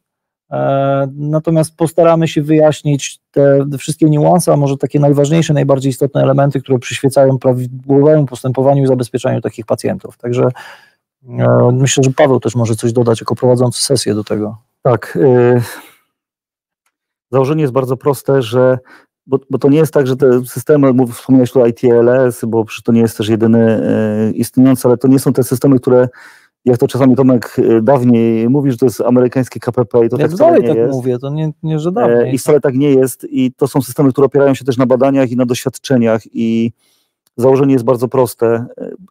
Właściwy, praktyczny sposób wytłumaczyć, jak zastosować te systemy opieki nad pacjentem urazowym, nie tylko u dzieci, ale też u dorosłych. I stąd osoby, które mają olbrzymie doświadczenie, zresztą pana doktora Krzyżewskiego, szczerze mówiąc, to jest nasz pracownik Uniwersytetu Jagiellońskiego i studenci naszego wydziału zasugerowali, jak chyba rozmawiałem raz z Tomkiem przez telefon na korytarzu w przerwie i dyskutowaliśmy właśnie, że chciałbym taką sesję prawdy i mity o urazach kręgosłupa, rdzenia kręgowego, bo to też przez kursy się przewija mnóstwo pytań i obalamy mity i próbujemy pewne rzeczy prostować. I padła taka propozycja, że jest taki super wykładowca i świetnie tłumaczy i specjalista, który zajmuje się na co dzień takimi pacjentami i doktor Krzyżewski zgodził się, żeby w sposób praktyczny powiedzieć faktycznie, jak to jest z tymi obrażeniami kręgosłupa i w jaki sposób z poziomu karetki i później już Sorowski zaopiekować się tym pacjentem, że dać mu jak największe szanse na normalne zdrowie i życie, a nie na kalectwo. No bo wiesz, Jacek, to jakby upraszczając, to chodzi o te kołnierze i wszystkie inne możliwości zabezpieczenia kręgosłupa. No przecież my doskonale sobie z tego zdajemy sprawę, że badania kliniczne jedno, praktyka jedno, a jeszcze jakby wyjść dalej, to biegli sądowi jedno, więc to jakby patrząc z punktu widzenia jakby funkcjonowania w tych systemach ratunkowych, to jest najlepsze miejsce do tego, żeby specjalista, który się po prostu na tym zna, ze strony takiej teoretycznej, naukowej, ale też praktycznej, wyjaśnił tak naprawdę, gdzie jest złoty środek. I to jakby tego oczekuję od pana doktora. Ja myślę, że to zostanie spełnione, więc tu wszystkie osoby, które mają wątpliwość co do tego, czy zakładać kołnierz, komu zakładać, a jeszcze jak zakładać, to jest dobre miejsce, żeby się znaleźć na tej sesji, bo tego trzeba posłuchać. Za ten wykład czy za tę sesję jestem szczególnie wdzięczny. Dlaczego? Dlatego, że często, kiedy przekazujemy pacjenta urazowego do szpitala, w którym funkcjonuje tak zwany mały zespół urazowy, kiedy przewozimy pacjenta bez wskazań do nieuruchomienia odcinka szyjnego kręgosłupa, kiedy przekazujemy do traumy roomu, to nagle usłyszymy informację od osób tam pracujących, czy od samego szefa zespołu urazowego, że no ten kołnierz powinien się tam znaleźć i on się tam nagle znajduje. I kiedy robimy debriefing i rozmawiam z doktorem, jakie kryteria wykorzystał do unieruchomienia klatki piersiowej, do odcinka szyjnego kręgosłupa, to odnoszę wrażenie, a często jest bardzo wprost powiedziane, że jest to kwestia uznaniowa. I ta uznaniowość mnie trochę martwi i nawet w miejscu, gdzie jestem, w którym pracuję od kilku już lat, te sytuacje się pojawiają i bardzo Wam dziękuję za ten element, za tę sesję drugą, bo chciałbym się również dowiedzieć tak konkretnie, gdzie tak, a gdzie nie i mam nadzieję, że tak się stanie. Kolejna sesja numer 3, którą będzie prowadził doktor habilitowany nauk medycznych, pani doktor habilitowana nauk medycznych Aleksandra Morka i tutaj porozmawiamy właśnie o kardiologii dorosłych i dzieci. To Tomasz już wcześniej na ten temat mówił. Tak, czyli tutaj jakby patrząc z punktu widzenia, no sama tematyka, którą tutaj mamy wyświetloną, ona mówi sama za siebie, to jakby to jest najlepsza reklama, tutaj nic dodać, nic ująć i to są znowu te kwestie, o których ja powiedziałem na początku, czyli to, czego my się boimy dotykać, bo jakby nie ma co ukrywać, że tematyka związana z ratowaniem dzieci zawsze budzi dużo emocji, są trzęsące się ręce w karetce i sprawdzanie nagle empendium, zaglądanie gdzieś tam bardzo głęboko w wszystkie, wiesz, kółka pediatryczne, z medycyny praktycznej i inne rzeczy, które jakby pomagają w obsłudze pacjenta pediatrycznego, a tutaj nagle mamy tematy, które są naprawdę trudne, bo popatrz, no ból w klatce piersiowej u dzieci, zaburzenia rytmu serca, niewydolność prawokomorowa, dobra, to wszystko jest fajne, jak patrzymy z punktu widzenia ALS-u, bo z osobami dorosłymi mamy doświadczenie. U dzieci statystycznie zdarza się to rzadko. Świat jest tak skonstruowany, ja się z tego bardzo cieszę, że dzieci są piękne i zdrowe i tak powinno być. I tutaj jakby rzadko się zdarza, żeby występowały takie jednostki chorobowe u dzieci, a szczególnie u takich, u których wcześniej nie było to rozpoznane. Więc patrząc z punktu widzenia sytuacji nagłej, która zawsze może się wydarzyć, taką bazę wiedzy na temat podstawowych problemów dotyczących funkcjonowania układu krążenia u pacjenta pediatrycznego trzeba poruszyć. To też jest ten element, o którym ja Ci powiem, o którym no, Tobie i tutaj jakby wszystkim słuchaczom powiedziałem, że to są te tematy, których ciężko dotykać na konferencjach. Dlatego, że trzeba mieć bardzo duże doświadczenie kliniczne, żeby można było powiedzieć nawet o prostych kwestiach, które dotyczą choćby schematu zbadania pacjenta. My wszyscy to wiemy, my wszyscy jesteśmy po kursach, większość z nas prowadzi takie kursy, mówimy, że tu jest A, tu jest B, tu jest C, a jak przychodzi co do czego, pojawia się pacjent pediatryczny, to się nagle okazuje, że nie, bo tam wszystko jest odwrotnie. Albo wszystko jest inaczej, albo nie w tym miejscu, w którym być powinno, więc ta sesja to jest nic innego jak otwarcie oczu na problemy, które naprawdę występują i z którymi się możemy w praktyce klinicznej spotkać, no a informacje będą przekazywane przez naprawdę osoby, które praktycznie wykonują, oni jakby pracują z takimi pacjentami, mają doświadczenie i w badaniu, i w schemacie postępowania w leczeniu, więc znowu ta praktyczna wartość dodana do spraw, które są po prostu trudne, patrząc z punktu widzenia rzeczywistości ratunkowej.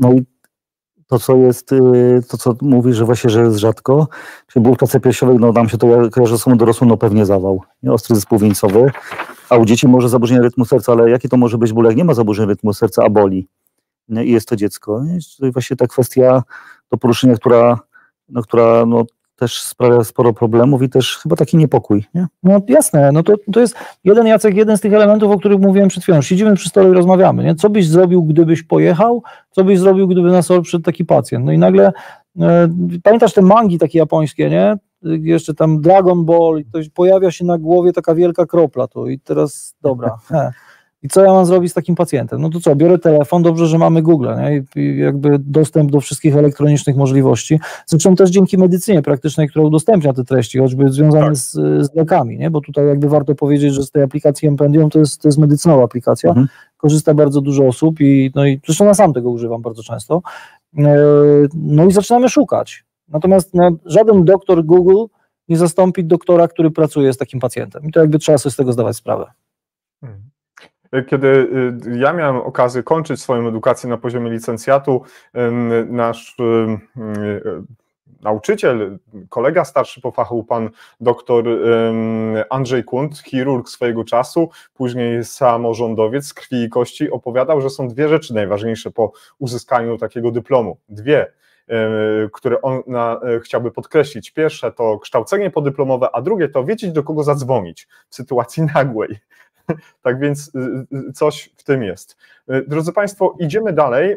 Kiedy przeszliśmy przez sesję trzecią, kiedy był czas na dyskusję, była przerwa, właśnie, sesja czwarta to już ta debata, o której żeśmy wcześniej wspomnieli, coś może w rodzaju jakiegoś takiego ringu, no nie wiem, nie chcę tutaj za dużo wyciągać od was informacji, no ale skoro debata o pourazowym zatrzymaniu krążenia, czy są wskazania do prowadzenia resuscytacji na miejscu zdarzenia i tutaj pan dr Jarosław Gucwa będzie przewodniczącym sesji, no ale to od was się to zaczyna. Odnieście się do tego, do samej sesji i do tego, czego się tam będzie można spodziewać. Na pewno będzie się można spodziewać za i przeciw. To ci mogę powiedzieć już na tym etapie, tak? Więc, dwa punkty widzenia. Dwa punkty widzenia. No oczywiście mamy różne, jak to zwykle bywa. Nie wiem, czy możemy powiedzieć, kto będzie bronił, a kto będzie w natarciu, ale chyba nie będziemy zdradzać takich informacji. Natomiast, tak jak powiedziałem, spróbujemy znowu uzyskać ten efekt taki, żeby w tej debacie przemycić bardzo dużo informacji takich praktycznych. Bo temat jest, my się spotykamy z tym tematem. No, myślę, że każda osoba, która pracuje gdzieś tam w warunkach przedszpitalnych, miała do czynienia z takim dylematem, czy prowadzić resuscytację, czy podejmować resuscytację, a może już przerwać resuscytację, bo pacjent nie rokuje.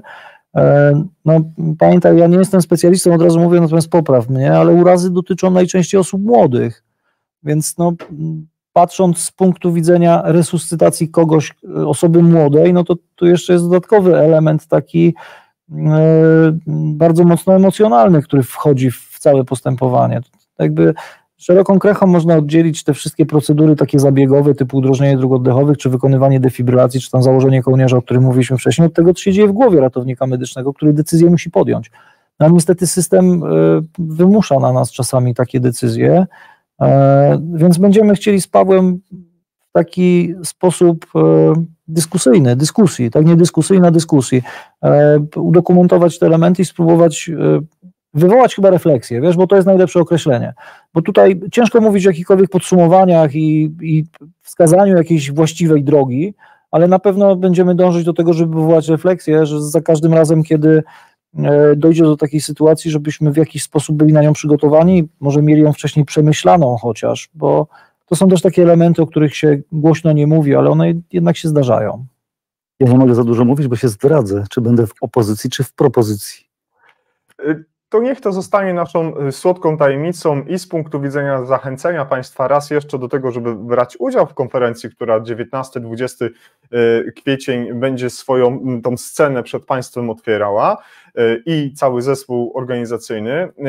Ja ze swojej strony to mam do Was tylko taką prośbę, żeby właśnie poruszać w trakcie tej debaty, Tomasz, szczególnie te aspekty etyczne. Tu, gdzie pracuję na co dzień, właśnie te kwestie odstąpienia, prowadzenia dalszej resuscytacji, no, ogromne znaczenie i to nie tylko z punktu widzenia pacjentów ze statusem minus DNR, ale też również pacjentów, u których doszło do ogromnie dużego urazu i kiedy powiedzieć stop i kiedy powiedzieć, że dalsze postępowanie będzie nieetyczne, więc liczę też na takie wątki, mam nadzieję, że one się pojawią i będę trzymał kciuki, żeby tak właśnie było. Sesja piąta to postępowanie urazowe w środowisku taktycznym i to jest też bardzo ważna kwestia, nie tylko dlatego, że za naszą wschodnią granicą toczy się wojna, bo każdy od razu stwierdza, że postępowanie taktyczne to tylko właśnie kwestie wojenne, ale wiemy doskonale i tutaj bardzo często nasi wspaniali koledzy na swoich blogach piszą o różnego rodzaju zdarzeniach, gdzie dochodzi do masywnych krwotoków, gdzie dochodzi do wszelkiego rodzaju urazów, gdzie procedury taktyczne można wykorzystać. Zatem jesteśmy w sesji numer 5. Proszę bardzo. Ja tutaj jakby trochę się odniosę do tego, o czym powiedziałeś, i tej sytuacji wojennej, którą mamy za granicami Polski, całkiem niedaleko. Natomiast no, jakby zwracam uwagę szczególną, że my tutaj na konferencji operujemy jednak w ratownictwie cywilnym. Ale nie sposób jakby budować jakiejkolwiek narracji w ratownictwie cywilnym, nie opierając się na elementach, które zostały jakby wprost zaciągnięte z medycyny taktycznej. I to taki główny wymiar tej sesji. Tak? Wiem, że sytuacja jest traumatyczna i tutaj jakby poruszanie tego, co się dzieje za granicami Polski, jest bardzo trudnym aspektem i wszyscy zdajemy sobie sprawę z tego, jak ta sytuacja dotyka szczególnie te osoby, które jakby mieszkają na terenie objętym wojną.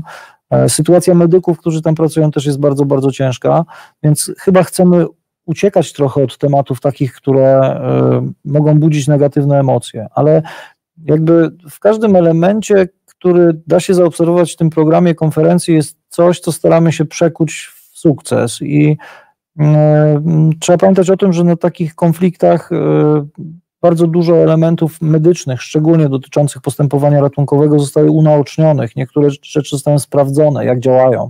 Inne zostają wręcz wymyślone, czy zaimplementowane na nowo, bo wymusza to sytuacja.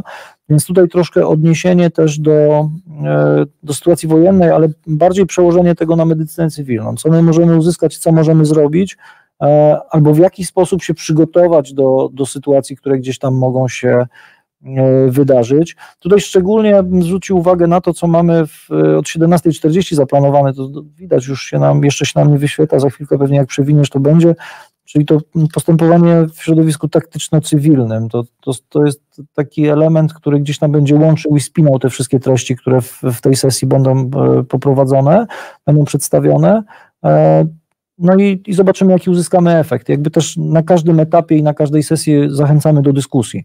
Ja liczę tutaj na to, że ta sesja wywoła dużą dyskusję, bo doskonale wiemy o tym, że dużo elementów teraz jest, jesteśmy z nimi na bieżąco, można to w ten sposób powiedzieć, a też osoby, które są zaangażowane w przeprowadzenie tej sesji, no mają bardzo duże doświadczenie. Tutaj patrząc z punktu widzenia prowadzącego sesję, czyli pana doktora Michała Wernera, no to jest osoba taka, która na temat udrażniania dróg oddechowych, szczególnie w trudnych warunkach, może powiedzieć wszystko, dlatego że Michał udrażnia drogi oddechowe na co dzień w Śląskim Centrum Leczenia Oparzeń, tak? To tutaj ma bardzo duże doświadczenie, jest anestezjologiem, ale też ma bardzo duże doświadczenie i takie dydaktyczne, i akademickie, i też bardzo wiele prezentacji czy rozdziałów książkowych napisanych, więc to naprawdę warto skorzystać z wiedzy i doświadczenia pana doktora Wernera. Kasi Hampton nie przedstawiam, bo Kasię znamy wszyscy. To jakby jest osoba taka, której nazwisko, no jak ktoś operuje w środowisku medycyny ratunkowej czy ratownictwa medycznego szeroko pojętego, no to wszyscy wiemy, czym Kasia się na co dzień zajmuje. No jest bezpośrednio teraz też związana z tymi działaniami na można powiedzieć, chyba pierwszej linii frontu. Kasia Daniszewska, no to tutaj wiemy, że to organizacja medawaku czy transportu medycznego wprost z linii frontu. Zresztą się cały czas dzieje. Ja nawet pozdrawiam Kasię serdecznie, teraz jeżeli nas słucha, natomiast nie wiem, gdzie ona teraz jest, czy czasami nie przebywa tam gdzieś w tym zaognionym konfliktem rejonie Europy, więc może rzeczywiście tak być. Także myślę, że będzie ciekawie, myślę, że poruszymy tematy takie, które są nam bliskie, budzą dużo emocji, natomiast chcielibyśmy, żeby jednak to było bardziej przełożenie na medycynę cywilną, a nie medycynę taktyczną. To i też taka świadomość, bo przecież jakby dobitny przykład mamy przecież w Ukrainie, że służby cywilne stały się służbami medycznymi w warunkach taktycznych, gdzie byli do tego kompletnie nieprzygotowani, bo jeżeli prawie że cały kraj był objęty działaniami wojennymi, więc no też wiedza i umiejętności taktyczne w cywilu się przydają w takich okolicznościach, a żyjemy w bardzo niepewnym czasie, więc jakby tutaj to taki pomysł na sesję i też wartości te, które chcielibyśmy, żeby tam były ujęte, nie? Paweł, ja mam takie pytanie. Jesteś instruktorem PHTLS-u i medycyna praktyczna, o tych wspomniałem, certyfikowanych szkoleniach, kursach na początku, ale jak bardzo ważne z punktu widzenia implementowania procedur urazowych czy stosowania ich w ratownictwie cywilnym właśnie to zderzenie z tą taktyką wojenną ma znaczenie? Jak to ważne jest, żeby podkreślić, że ten PHTLS powinien iść bardzo mocno w parze z tym, co dostarczają nam medycy pola walki? Tak, Tomek też wspomniał, że dużo jest implementowane właśnie z pola walki, jeżeli chodzi o działania cywilne później, tak? Czyli sprzęt, który mamy do dyspozycji, który teraz w zasadzie w cywilu używamy w warunkach takich normalnych. Natomiast wiesz co, Jacku, no dużo systemów teraz modyfikuje jakby działania z punktu widzenia schematu w kontekście działań taktycznych, ale nie z tych takich typowo wojskowych, tylko właśnie dla medyków cywilnych, którzy znajdą się w obszarze taktycznym i będą musieli udzielać pomocy, bo właśnie to, co pokazała wojna w Ukrainie, że czasy II wojny światowej i wojsk lądowych i samolotów, które bombardują, a nie rakiet, które są naprowadzane i w ciągu kilku minut mogą przebyć kilka tysięcy kilometrów, sprawiły, że w takich działaniach militarnych w zasadzie cały kraj w ciągu kilku minut może być objęty właśnie tymi działaniami, a służby medyczne no nie są do tego przygotowane, cywilne, mówimy o cywilnym, bo tu trzeba rozgraniczyć warunki taktyczne, czyli wojsko, tak, czyli mają TC3 i te inne systemy takie typowo już wojskowe, a cywilów, którzy muszą w takim środowisku taktycznym działać, więc no na pewno ma to ogromne przełożenie i każdy system można po trochę implementować. Oczywiście są okoliczności, które priorytetyzują różne sytuacje w inny sposób. Inaczej trochę zachowamy się w cywilu, inaczej trochę zachowamy się w warunkach właśnie taktycznych, ale tutaj z każdego systemu można coś wynieść w warunkach, w których się znajdziemy. Bardzo, tak trudno bardzo dziękuję rozgraniczyć. Za to podzielenie się. Tak jak powiedziałem, drodzy Państwo, Paweł ma ogromnie długie i duże doświadczenie, jeśli chodzi o te kursy certyfikowane i rolę instruktorską. Zbliżyliśmy się do końca pierwszego dnia. Bardzo dziękuję.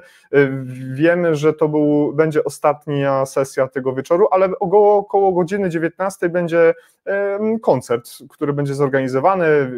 Folkowo-rockowa grupa Bratanki.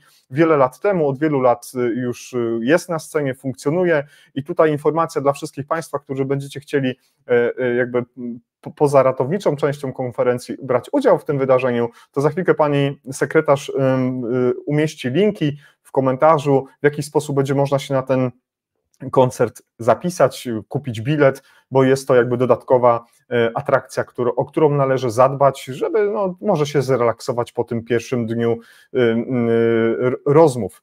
Zatem mijamy koncert Bratanki, no i o godzinie 9 rozpocznie się sesja 6, którą poprowadzi pan doktor nauk medycznych Marcin Skutil i ona jest zatytułowana Poród i co dalej. Panowie, komentarz do tego. No, poród i co dalej, Jacku? Cóż tu komentować, nie? To wiesz, ja tylko mogę powiedzieć, że tak naprawdę jeżeli chodzi o osobę prowadzącą, to Marcin Skutil to jest człowiek z Podbeskidzia, czyli jakby z rejonu, w którym ja operuję na co dzień. Mogę tylko tyle powiedzieć i myślę, że Marcin się na mnie nie obrazi, że to jest najszybszy ginekolog w Polsce, albo jeden z najszybszych, jeżeli chodzi o wykonywanie cięć. Zresztą człowiek legenda, dlatego że on też dużo ratuje w górach, jest ratownikiem GoPro, więc na ratowaniu zna się bardzo, bardzo dobrze. Też jest współautorem tych książek, o których rozmawialiśmy kiedyś, dlatego że on tam popełnił te rozdziały dotyczące właśnie czy to porodu, czy cięcia cesarskiego, więc bardzo duże doświadczenie i tutaj chyba ułożyliśmy to w taki sposób, żeby to była taka logiczna ciągłość. Tak, najpierw poród, a potem jak się zaopiekować świeżo urodzonym dzieckiem, tak? Czyli tutaj dwa aspekty. To, czego się boimy, bo myślę, że każdy z nas, ja 20, prawie 5 lat pracuję w zespołach wyjazdowych, 2 razy w życiu miałem tą wątpliwą przyjemność, mówię z punktu widzenia stresu i takiego obciążenia dla mnie, bo robi się to bardzo rzadko i też nie jesteśmy praktykami. Ale na imię mają Paweł, tak?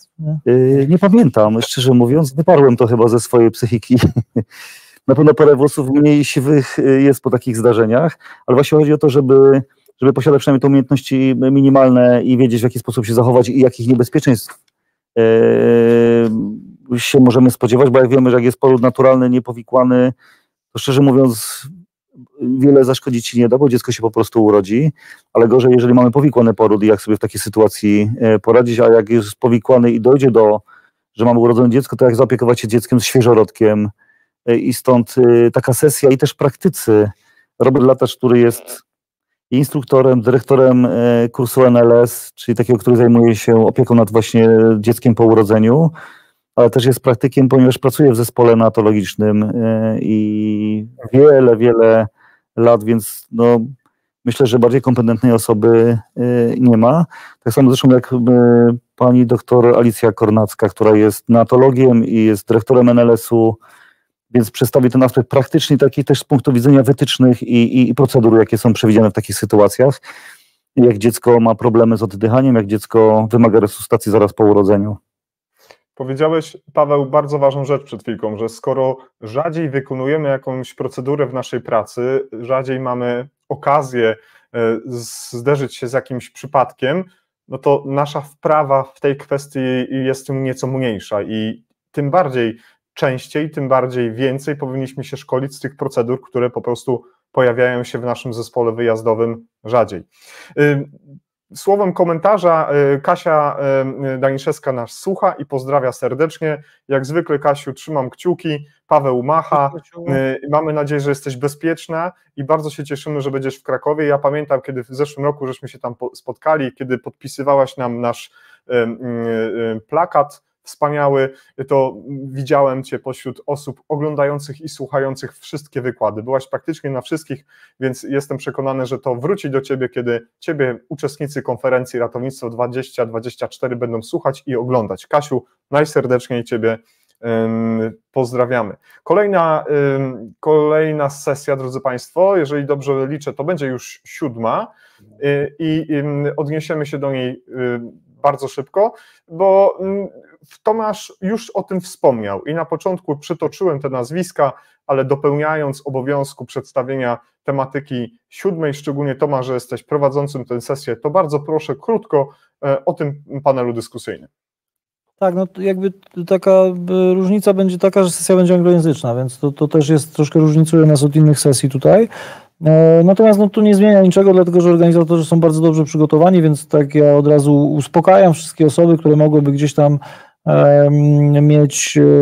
mieć jakąś wątpliwość dotyczącą tego, że będzie to prowadzone po angielsku. Nie martwcie się, to wszystko zostanie przeprowadzone w taki sposób, że na pewno na jakości w żaden sposób nie straci. Tu kolejny ukłon w stronę ekipy medycyny praktycznej, która za to odpowiada.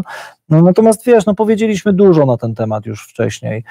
EPRN, czyli European Pre-Hospital Research Network, to jest taki twór naukowo-badawczy, który został powołany już kilka lat temu do istnienia i zajmujemy się szeroko pojętymi badaniami w sektorze typowo pre-hospital, czyli tym sektorze, który jest niezagospodarowany. Na początku mówiliśmy o tym, Jacku, tutaj podczas naszej rozmowy. Pewnie skupimy się na tym badaniu CPR Quality Officer, ale to będzie tylko jakby wyjście do tego, co my możemy zrobić i w jaki sposób możemy to zrobić w systemie Państwowego Ratownictwa Medycznego.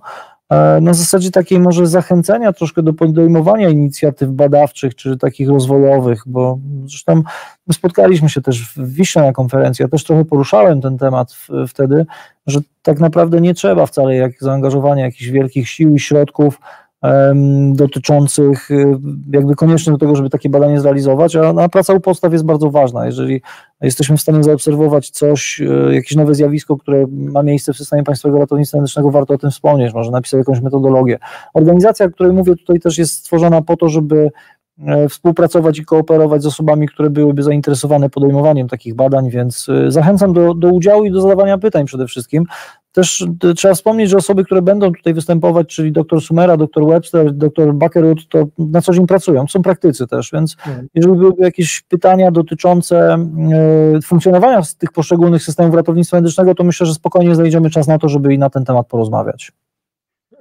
Tutaj może taka zachęta, drodzy Państwo, jeżeli z różnych względów może nie będziecie mogli dotrzeć na konferencję albo może nie będziecie mieli śmiałości, żeby publicznie stanąć, zadać pytanie, to może po prostu przygotujcie te pytania, może Tomasz, można je tobie wcześniej podrzucić do Karla i do Mortena i wtedy te pytania będą po prostu przez Ciebie przedstawione. Jasna może to też jest takie rozwiązanie, które warto byłoby może zaimplementować. Zatem siódma sesja, panel dyskusyjny, o którym żeśmy rozmawiali wcześniej, będzie drogą, która będzie nas prowadziła do sesji 8. Tam już zaawansowane procedury ratunkowe, czy ich wprowadzenie zawsze jest zasadne i prowadzącym sesji będzie pan profesor doktor habilitowany nauk medycznych, pan Marek Kawecki. I tutaj też prosiłbym kilka słów komentarza co do samego prowadzącego i kilka zdań na temat tego, co zobaczymy. Będzie to hiperbaria tlenowa, kardiowersje, nakłucie worka osierdziowego i znaczenie ETCO2 w naszych pętlach ALS-owskich. Ja się czuję wywołany do tablicy teraz, bo pan profesor Marek Kawecki jest takim moim mentorem, jeżeli chodzi o pracę na uczelni. Tutaj też był moim promotorem całego przewodu doktorskiego. To jest taka osoba, która ma bardzo duże i bardzo bogate doświadczenie. To jest chirurg, który cały czas zajmuje się pracą kliniczną.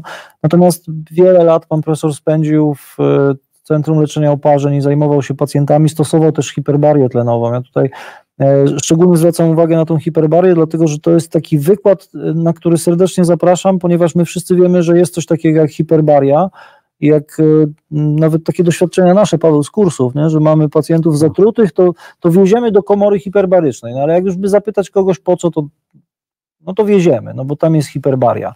Więc ja też jakby w długich rozmowach z panem profesorem zasugerowałem, poprosiłem właściwie o to, żeby pan profesor rozbił tą hiperbarię tlenową, można powiedzieć, na czynniki pierwsze tak żeby wyjaśnić, na czym cały ten proces polega i dlaczego on jest taki ważny z punktu widzenia postępowania diagnostycznego i leczenia pacjentów, nie tylko zatrutych, ale tutaj też mówimy o pacjentach z urazami, pacjentach z jakimiś zakażeniami skóry bakteryjnymi. Tutaj jakby spektrum wykorzystania hiperbarii tlenowej jest bardzo, bardzo duże, więc no, myślę, że naprawdę warto posłuchać, tym bardziej, że no, pan profesor Kawecki jest jedną z osób, która myślę, że była prekursorem stosowania hiperbarii tlenowej w Polsce, zresztą dalej jest, także tutaj bardzo dużo publikacji, bardzo dużo wystąpień na różnego rodzaju polskich czy międzynarodowych konferencjach dotyczących hiperbarii tlenowej, także jeśli mamy możliwość zaprosić taką osobę, ona przyjmuje to zaproszenie od nas, to warto skorzystać i być na tym wykładzie i po prostu posłuchać tego. Kolejne osoby, to myślę, że Pawła tu zaproszę do przedstawienia naszych kolejnych prelegentów na tej sesji, bo to też są bardzo ciekawe, albo następnego prelegenta, Rocha ja wezmę na siebie później. Tak. Kiedyś mam nasz kolega, instruktor, kardiolog, czyli dr Piotr Abramczyk. Dyskutowaliśmy tutaj z Tomkiem na kursie na temat w ogóle kardiowersji, zasadności i energii, jakie są zalecane. No i on powiedział bardzo ciekawą rzecz, że w sumie to nie do końca z tą kardiowersją w tych zaburzeniach rytmu serca to jest tak, jak piszą. I z tego, co uzyskaliśmy informacje od Piotra, to ma na to badania i stąd taki pomysł. Ja nawet poprosiłem go, mówię, Piotrze, powiedz mi, jak będziemy przedstawiać i mówić o twoim wykładzie, to co my możemy powiedzieć naszym uczestnikom? To mówi, napisał mi SMS-a, powiedz, że zasiejesz ziarno niepewności co do energii, kardiowersji i zaburzeń rytmu serca, więc zostawię to w takim trochę niedomówieniu, dlatego że chcielibyśmy, żeby to też było taką wartością nieoczywistą i zobaczymy. Piotr, który jest świetnym wykładowcą i ma kapitalną ekspresję i w bardzo ciekawy sposób potrafi przedstawić swoją treść, oprze to wyniki własnych badań i taką analizę, co tak naprawdę z tą energią kardiowersji jest i jaka jest korzyść jak największa dla pacjentów. Więc no, myślę, że to będzie ciekawa sesja, na którą też serdecznie zapraszam, bo sam z ciekawością, powiem szczerze, na to czekam, czy nas Piotr zaskoczy. No, a tym bardziej, że nie chcę puścić w ogóle pary, wiesz, na ten temat, bo ja próbowałem go kilka razy podpytywać, co to za ziarno nieprawdy i niepewność, no bo wydaje się być wszystko zbadane, ale jednak, no nie odpuści, więc musimy cierpliwie czekać do konferencji, żeby się dowiedzieć, z czym się zetkniemy tam. Natomiast no, znając podejście Piotra do przedstawiania interpretacji badań naukowych, klinicznych i też jego bogatej praktyki takiej zawodowej, bo przecież Piotrek pracuje cały czas jako adiunkt w Warszawskim Uniwersytecie Medycznym, pracuje z pacjentami na oddziale kardiologii, oddziale chorób wewnętrznych, więc on wie, o czym będzie mówił, także tutaj jakby na pewno będzie ciekawie. Idąc dalej, to tutaj nakłucie worka osierdziowego, coś co, jeżeli mogę, Jacku, bo tak trochę tutaj bardzo proszę, to jest twoja. Roch Pakuła, to jakby można powiedzieć, że człowiek legenda, tylko za młody jak na legendę, natomiast to jest nasz tutaj jakby zaprzyjaźniony kolega, zaprzyjaźniony doktor z Śląskiego Centrum Chorób Serca, który na co dzień zajmuje się kardiochirurgią. Bezpośrednio, jest wyciągnięty z bloku operacyjnego, kardiochirurgicznego, te wszystkie kwestie dotyczące przeszczepów, operowania na otwartym sercu, to co budzi zawsze wiele emocji, no widziałem troszkę prezentacji, w sensie nie pokazuję tego jeszcze, natomiast widziałem pewne tam przy wymianie wiadomości tam via WhatsApp, czasem coś mi podsyła i podrzuca, to powiem szczerze, że czekam z niecierpliwością, jak to zostanie ubrane w jedną wielką całość.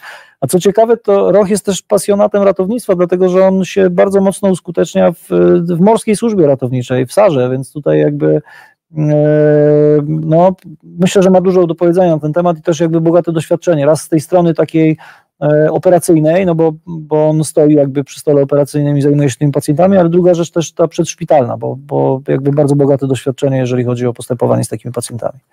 Tak, myślę, że to będzie też tak, trochę zaskoczenie, jeżeli chodzi jak to jest przykładaniem głowicy i odbarczaniem tamponady na miejscu, jechać, nie jechać. Tak, no nie będziemy zdradzać wszystkiego, chociaż trochę już wiemy, ale na pewno otworzą się oczy na nowe elementy, albo inaczej mówiąc, to wszystko, co wydaje się takie oczywiste, no dobra, bo odwracalna przyczyna nagłego zatrzymania krążenia to tamponada osierdzia i to co zrobisz? No głowicę przyłożę. A to dalej, głowica chyba tego nie odbarczy, tak jakbyśmy chcieli. Ale dobrze, to zostawiamy to. Swoją drogą, Tomasz, tak opowiedziałeś o panu Pakule, że aż się prosi, żeby pojawił się kiedyś w NT Live, żeby porozmawiać z nim na temat swoich pasji ratowniczo-sarowskich i torakochirurgicznych, no bo jeżeli tak to tutaj podałeś, no to ewidentnie pan doktor się musi znaleźć.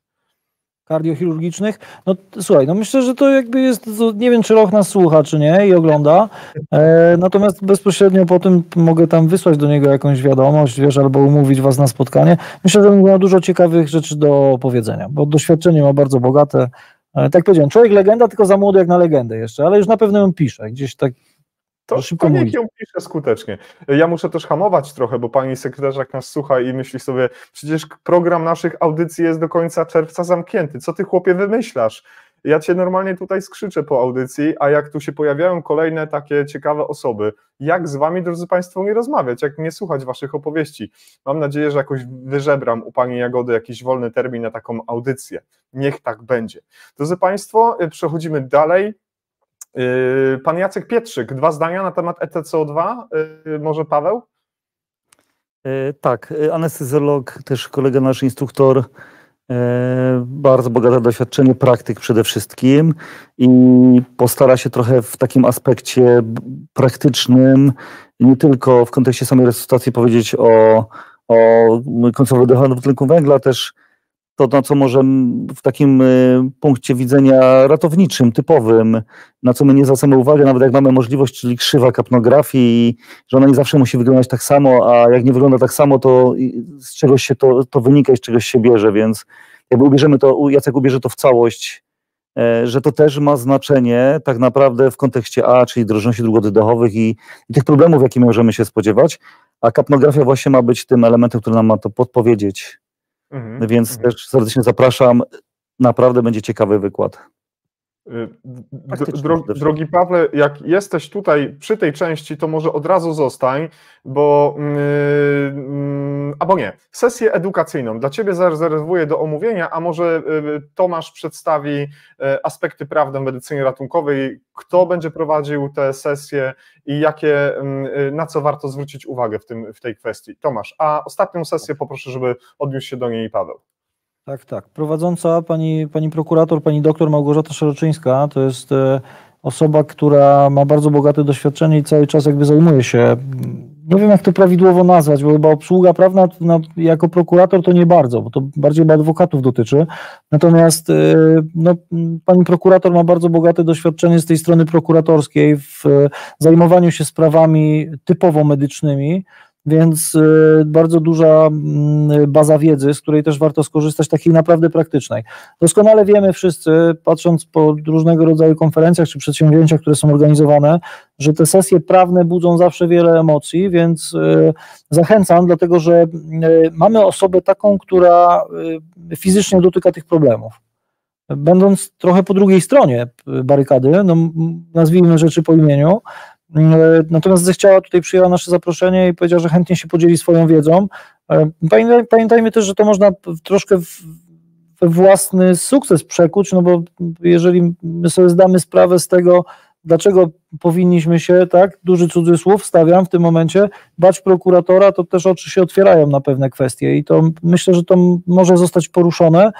Oczywiście nie będziemy tutaj wzbudzać jakichś takich negatywnych emocji podczas tej sesji, ale jeżeli macie Państwo jakieś pytania, to myślę, że warto pomyśleć wcześniej, żeby się przygotować, bo panel dyskusyjny tutaj naprawdę będzie bardzo taki szeroki, a tak jak powiedziałem, pani prokurator, pani doktor ma bardzo bogate doświadczenie w tej materii, więc warto posłuchać. Zresztą też jest mocno przygotowana od tej strony, mówiąc krótko technicznie, dlatego że jest akademikiem, mam też jakby swoje doświadczenia takie naukowo-dydaktyczne, dużo sesji poprowadzonych już wcześniej dotyczących tych aspektów prawnych, więc korzystajcie, bo tak dobrze przygotowanych prelegentów, jeżeli chodzi o zakres prawa medycznego i tak mówię, tej drugiej strony medalu w Polsce nie ma, także zachęcam.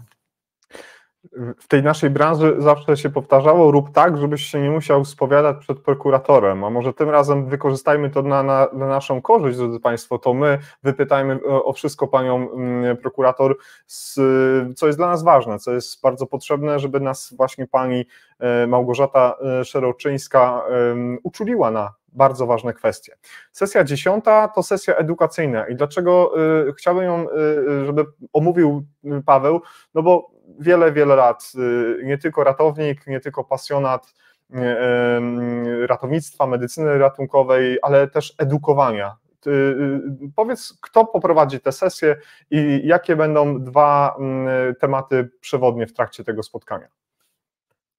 Tak, no tutaj wybór był jedyny słuszny i moi na pewno mentorzy, czyli Grzesiek Cebula i Marta Przybył, dla osób niewtajemniczych dawniej Dębkowska. No myślę, że chyba najbardziej kompetentne osoby, które mogą mówić o komunikacji w zespole i edukacji dorosłych.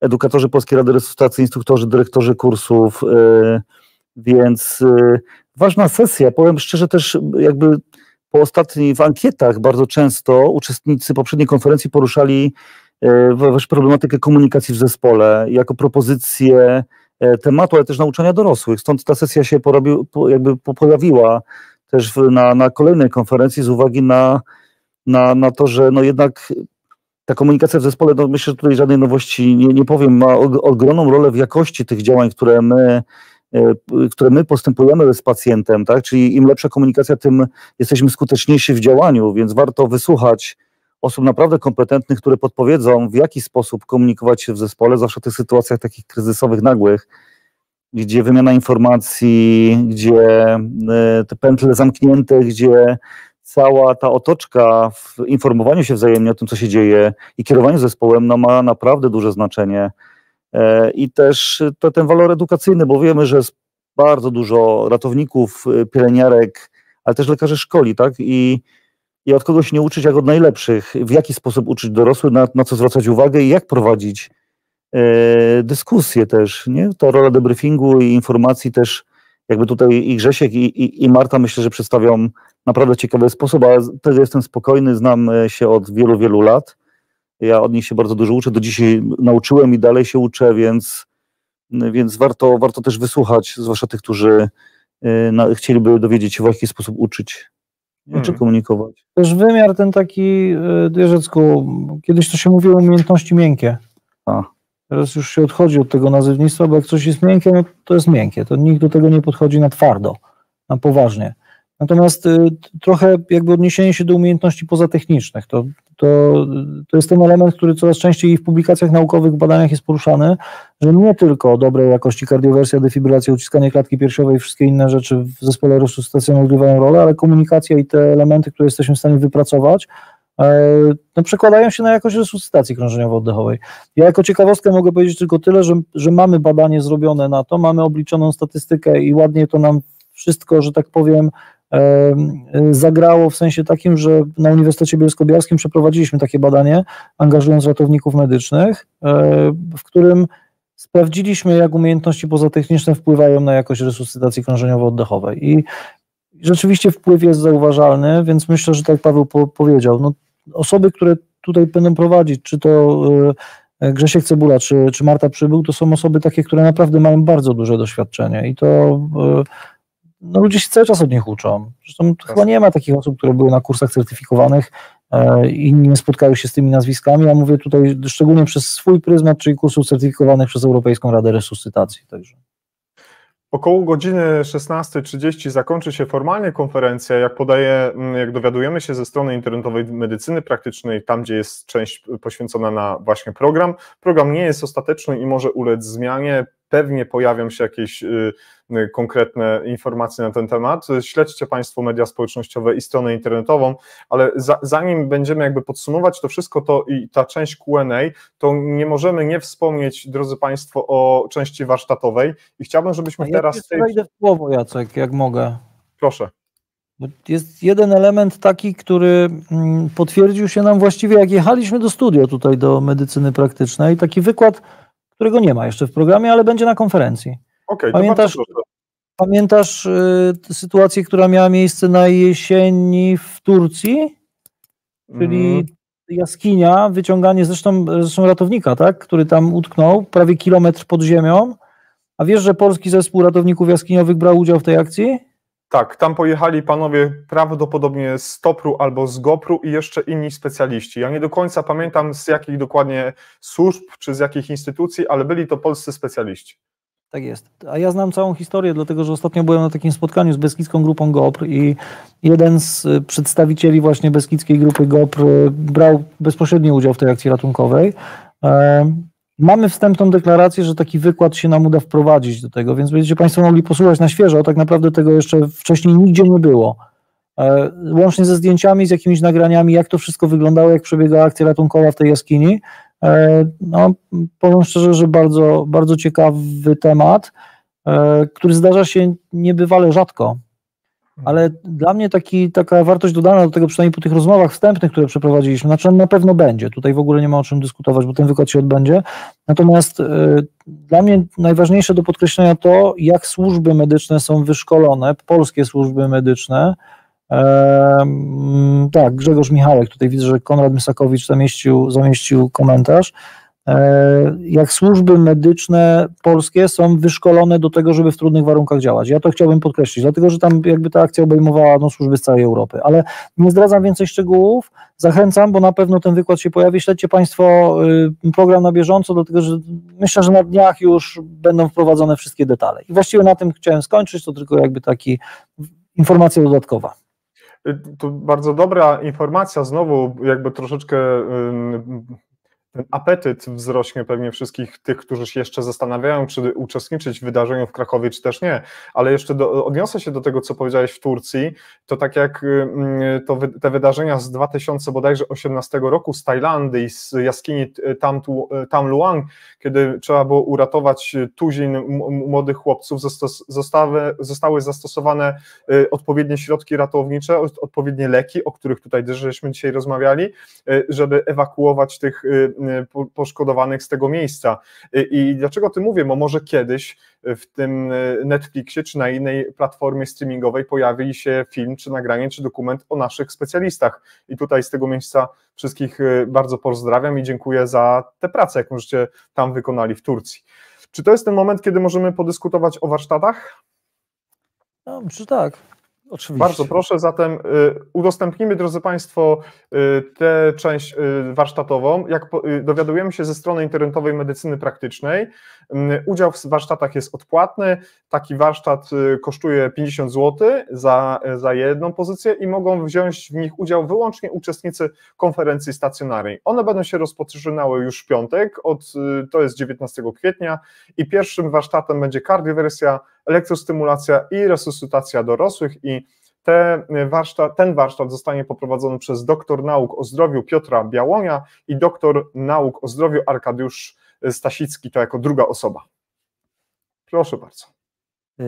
Tak, byliśmy w ubiegłym roku bardzo pozytywnie zaskoczeni ilością osób chętnych na warsztaty. Tak? Jakby wydawało nam się, że stworzyliśmy mało sesji, że nie będzie chętnych, a jednak właśnie warsztaty z kardiowersji, w ogóle z zaburzeń rytmu, rozpoznawania EKG spotkały się z ogromnym odzewem, któremu nie byliśmy w stanie sprostać, bo jakby przerosło to nasze też i możliwości i chyba oczekiwania, więc stąd w tym roku chcielibyśmy nawiązać do tego, co jakby tego zapotrzebowania i zainteresowania samych uczestników. Jak wspomniałeś, myślę, że kwota symboliczna.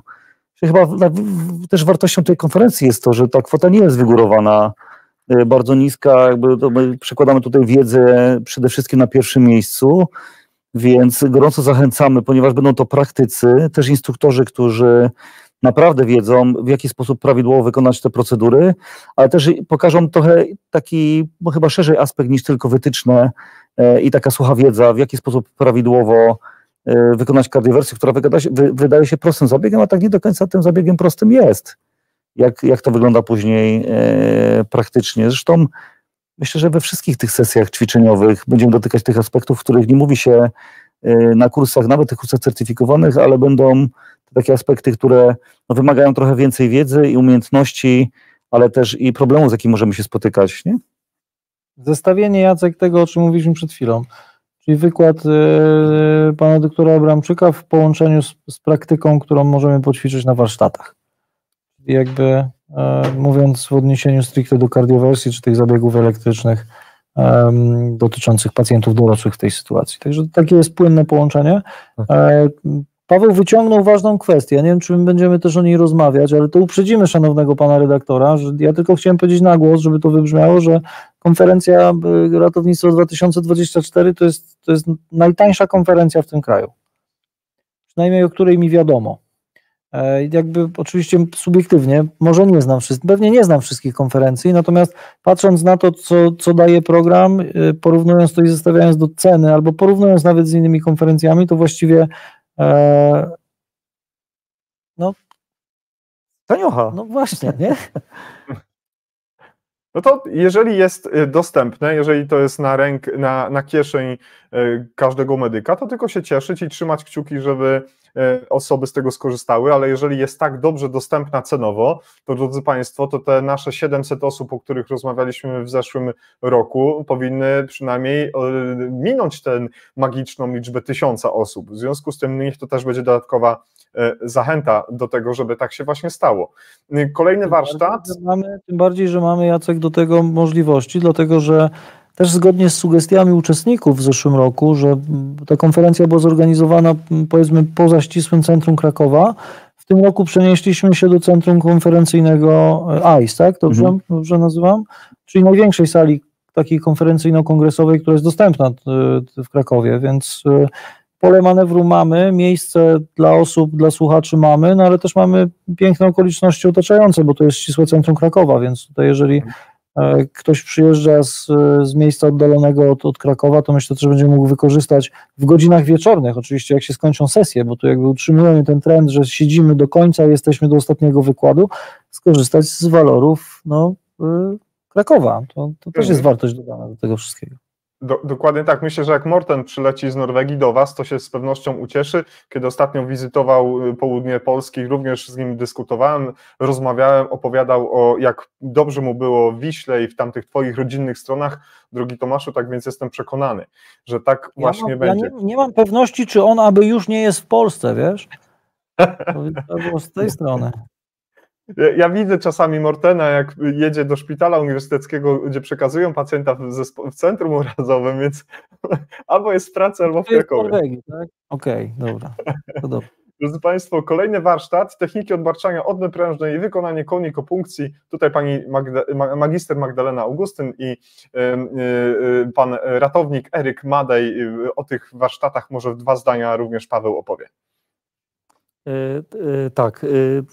Zabiegi stricte jakby technika wykonania procedury, ale też w takim wydaniu sorowsko-zederemowy, bo jakby wychodzimy trochę naprzeciw oczekiwaniom i też pytaniom, które zadają czasami na kursach właśnie urazowych, jak już wcześniej wspomniałeś, bo zdarza mi się uczyć od czasu do czasu, bo trochę mitów powstało wokół czy to odbarczania odmy i czy też konikopunkcji, i chcielibyśmy trochę tych mitów obalić i powiedzieć, jak to faktycznie w rzeczywistości wygląda i też dać właśnie takie umiejętności i wiedzę, w jaki sposób można faktycznie użyć przyrządu i jak można tą procedurę skrócić i że to nie tylko może być jedno miejsce, także tutaj takie naprawdę praktyczne założenia wykonania tych, nie mówię, że prostych procedur, ale też nie jakoś bardzo skomplikowanych.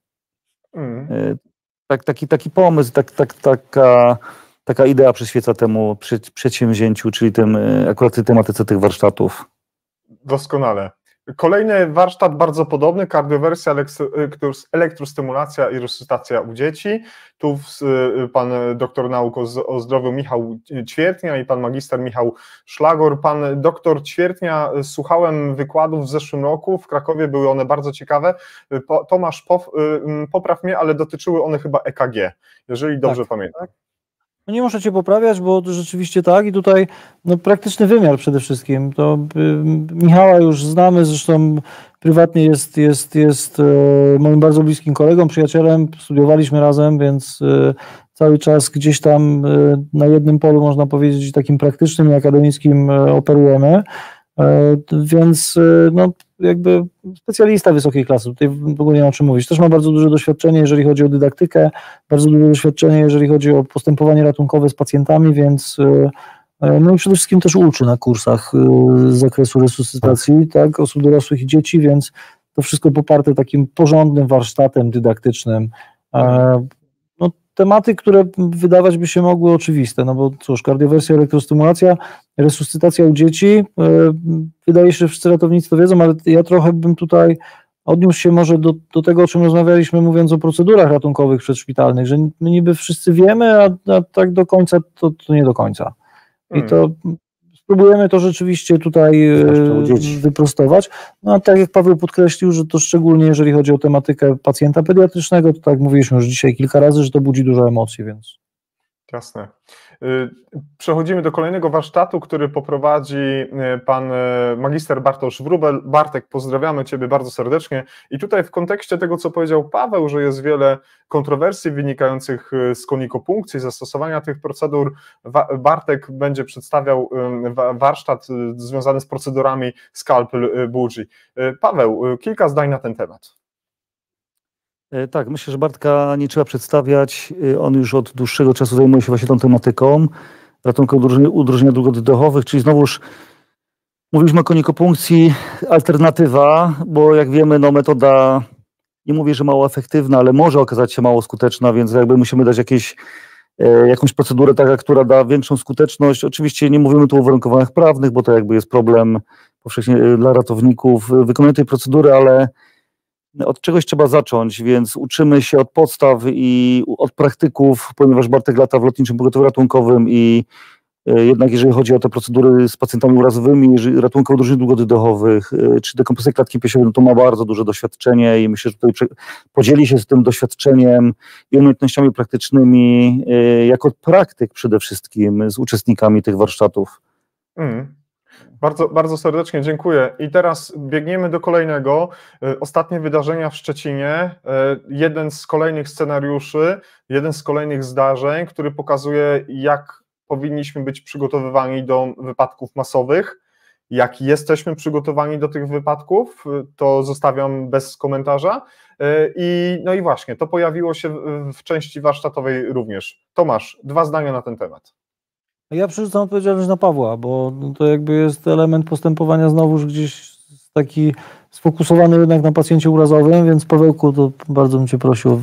Tak, bardzo wiele lat temu, jak raczkowałem, jeżeli chodzi w ogóle o szkolenia i interesowałem się medycyną ratunkową i też wypadkami masowymi, to mieliśmy gości z zagranicy i głównie była Turcja i Izrael i oni zawsze podkreślali, że wy dużo o tym gadacie, a my dużo robimy. I jasne, że ta wiedza teoretyczna musi mieć przełożenie, tak? No bo musimy o tym rozmawiać, musimy się szkolić, ale Piotr Kominek, czyli ratownik z Krakowskiego Pogotowia Ratunkowego, on był w grupie Triage w trakcie Światowych Dni Młodzieży. Bardzo ciekawy, a wiem, bo czasami zdarza się, że prowadzimy razem szkolenia z wypadków masowych.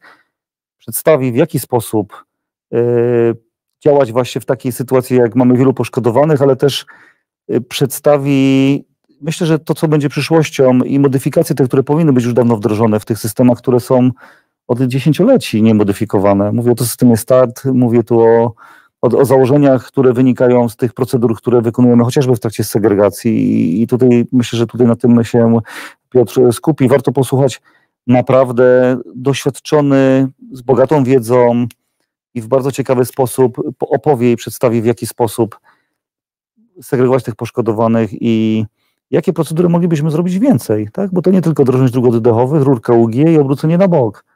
Jak się okazuje, możemy więcej w krótkim czasie, w tych 30 sekundach wykonać. Więc gorąco zachęcam na trochę inne spojrzenie i być może też nakierunkowanie, że no możemy więcej w takiej chwili. Doskonale. Bardzo, bardzo za to dziękuję. Dzisiaj pojawił się taki bardzo fajny wpis Marcina Wojcieszaka na jego profilu, który został opatrzony takim podpisem. Jeśli widzę dalej, to tylko dlatego, że stoję na ramionach olbrzymów. Te słowa napisał w liście do innego fizyka Isaac Newton, angielski uczony, matematyk, astronom i filozof.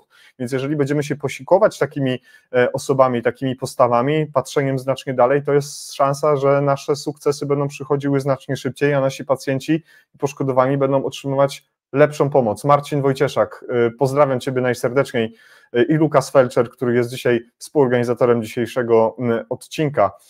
Wentylacja nieinwazyjna to pan dr Jacek Krawczyk i pan dr Jacek Pietrzyk. Tu kolejny warsztat, który został zaprezentowany. NIF i to jakby specjaliści w tej materii bezoperacyjnie, dlatego że mamy dwóch Jacków, tak? Tak. Jeden Jacek zajmuje się stricte chorobami płuc, tak, a drugi Jacek zajmuje się stricte wentylacją, dlatego że jeden jest pulmonologiem, drugi jest anestezjologiem. To są osoby, które pracują w warunkach klinicznych, ale też mamy bardzo duże doświadczenie, jeżeli chodzi o dydaktykę. Zdajemy sobie sprawę z tego, że patrząc z punktu widzenia zaawansowanych zabiegów resuscytacyjnych, czy generalnie postępowania z pacjentem w stanie zagrożenia życia, wszystko kręci się wokół hipoksji. To musimy o tym wiedzieć.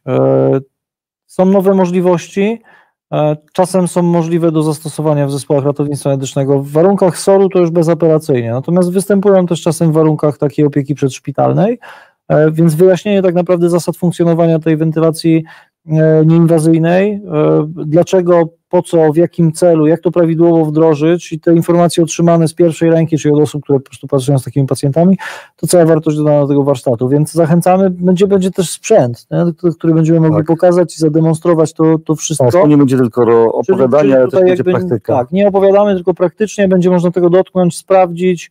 Ja mogę z moich własnych doświadczeń w stosowaniu tej wentylacji nieinwazyjnej powiedzieć, że tam bardzo dużo emocji zawsze budzi przypięcie tych pasków do maski. Kto to robił i zakładał pacjentowi, czy próbował przepasażować pacjenta przez taką wentylację nieinwazyjną, doskonale wie, o czym mówię, więc warto sprawdzić, dotknąć i zobaczyć, jak to wygląda, bo to też może się przydać kiedyś w takim praktycznym odniesieniu. Bardzo serdecznie dziękuję. Przechodzimy do kolejnego warsztatu, który jest jako kolejny, ale jest z nami Bartek Wróbel, wspomniany przed chwilką ratownik, latający członek załogi HEMS, ale jeden z prelegentów, a tutaj w tym momencie osoba odpowiedzialna za część warsztatową. Bartek, pozdrawiamy Ciebie najserdeczniej, cieszę się, że już jesteś po dyżurze, odpoczywaj chłopie i zbieraj siły na kolejne wyzwania. Jesteśmy dalej, to kardiowersja, elektrostymulacja i resuscytacja dorosłych. Tutaj pan doktor Piotr Bałoń i pan doktor Arkadiusz Stasicki opowiedzą o kardiowersji, elektrostymulacji i resuscytacji osób dorosłych. Panowie, 2 zdania komentarza, jeśli nie, no to idziemy do kolejnego. Tak, ja myślę, że tutaj możemy, dlatego że my mówiliśmy już, tak, bo powtarzamy trochę tematykę, która już była poruszana wcześniej, więc myślę, że nikogo nie zaskoczymy tematyką, natomiast to jest trochę odniesienie do tego, o czym powiedziałem wcześniej, czyli wszyscy wiemy, ale warto jednak to potrenować. Jakby pomysł jest taki, że dajemy możliwość tym osobom, które nie w pierwszym dniu konferencji nie miały możliwości, żeby uczestniczyć w warsztatach, też żeby miały możliwość w drugim dniu konferencji, więc stąd jakby powracamy z tematem w innych godzinach i trochę w innych sesjach, tak żeby dać jakiś wybór, więc jakby gorąco zachęcamy, żeby się nie zachęcać, że ktoś nie miał możliwości, bo bardzo go ciekawy jakiś temat, zapraszamy na inną godzinę, na drugi dzień i też te warsztaty można uczestniczyć w nich bezpośrednio. Świetnie, bardzo się cieszę, że tak jest i przechodzimy dalej. Kolejny warsztat to... Czy my już tutaj byliśmy? Byliśmy na warsztatach Bartka Wróbla, o tym żeśmy rozmawiali, o wentylacji inwazyjnej, no i jeszcze mamy tutaj poród i pourazowe zatrzymanie krążenia, ale 2 zdania o tej części porodowej. Pani położna Krystyna Pomiętło będzie prowadziła warsztat, który jest również wpisany w program konferencji Ratownictwo 2024. Tak, Krysia Pomiętło, bardzo doświadczona położna, też prowadząca szkolenia w zakresie odbierania porodu też w warunkach ZRM-u. Środowisko krakowskie bardzo dobrze Krysię zna, bo ona w tych większości szkoleń gdzie uczymy się, jak odebrać poród, uczestniczy i gwarantuje w bardzo ciekawy, ekspresyjny sposób przekazania informacji i wiedzy i też praktyczny, tak, żeby od osoby, która naprawdę ma ogromne doświadczenie w przyjmowaniu porodu, w jaki sposób poradzić sobie w karetce, zwłaszcza jeżeli mamy poród powikłany, czyli to, co było w części teoretycznej wykładu, teraz przechodzimy do części praktycznej, będzie można sobie poćwiczyć, jak obraca się dziecko, jak w jaki sposób asekurować i też zaopiekować się tym świeżorodkiem zaraz po urodzeniu i też wiedzieć, w jaki sposób przyjąć poród. To jest trudne, więc gorąco polecam i będzie fantom, będzie praktyka, bo teoria już była w pierwszym dniu, jak już mówiłem. Tak. Wszystko zawsze idzie fajnie, znaczy wszystko jest dobrze, jak idzie wszystko fajnie, jak to tymi matka natura decyduje tutaj o tych kwestiach, ale czasami ta patologia samej ciąży i patologia porodu może spowodować wiele trudności i problemów.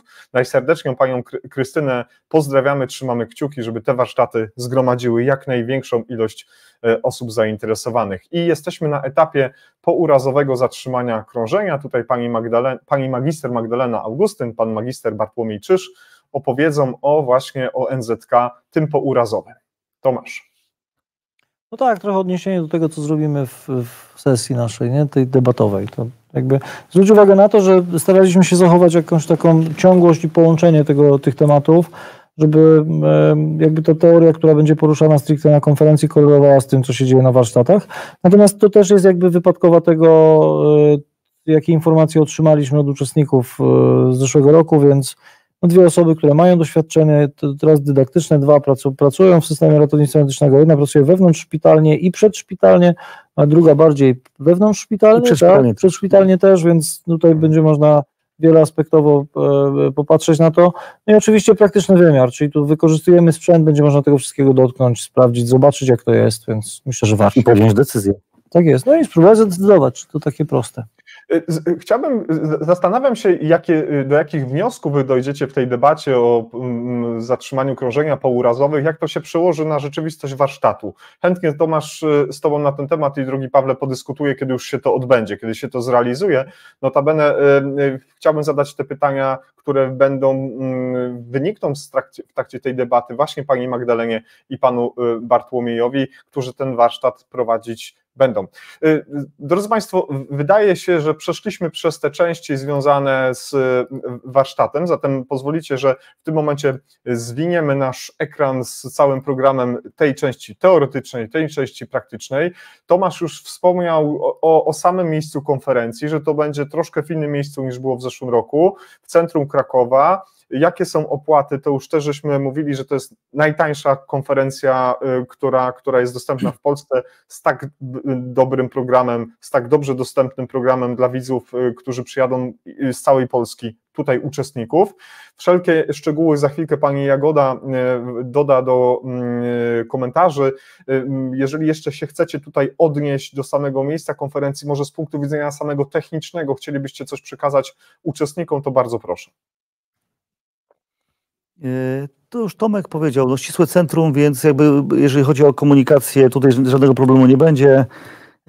Sala kongresowa największa, główna, więc z punktu widzenia logistyki również, więc jakby tutaj myślę, że reklamować nie trzeba, chyba lepszej w Małopolsce na pewno nie ma. Myślę, że w południowej Polsce nie ma tak sali kongresowej takiej jakości.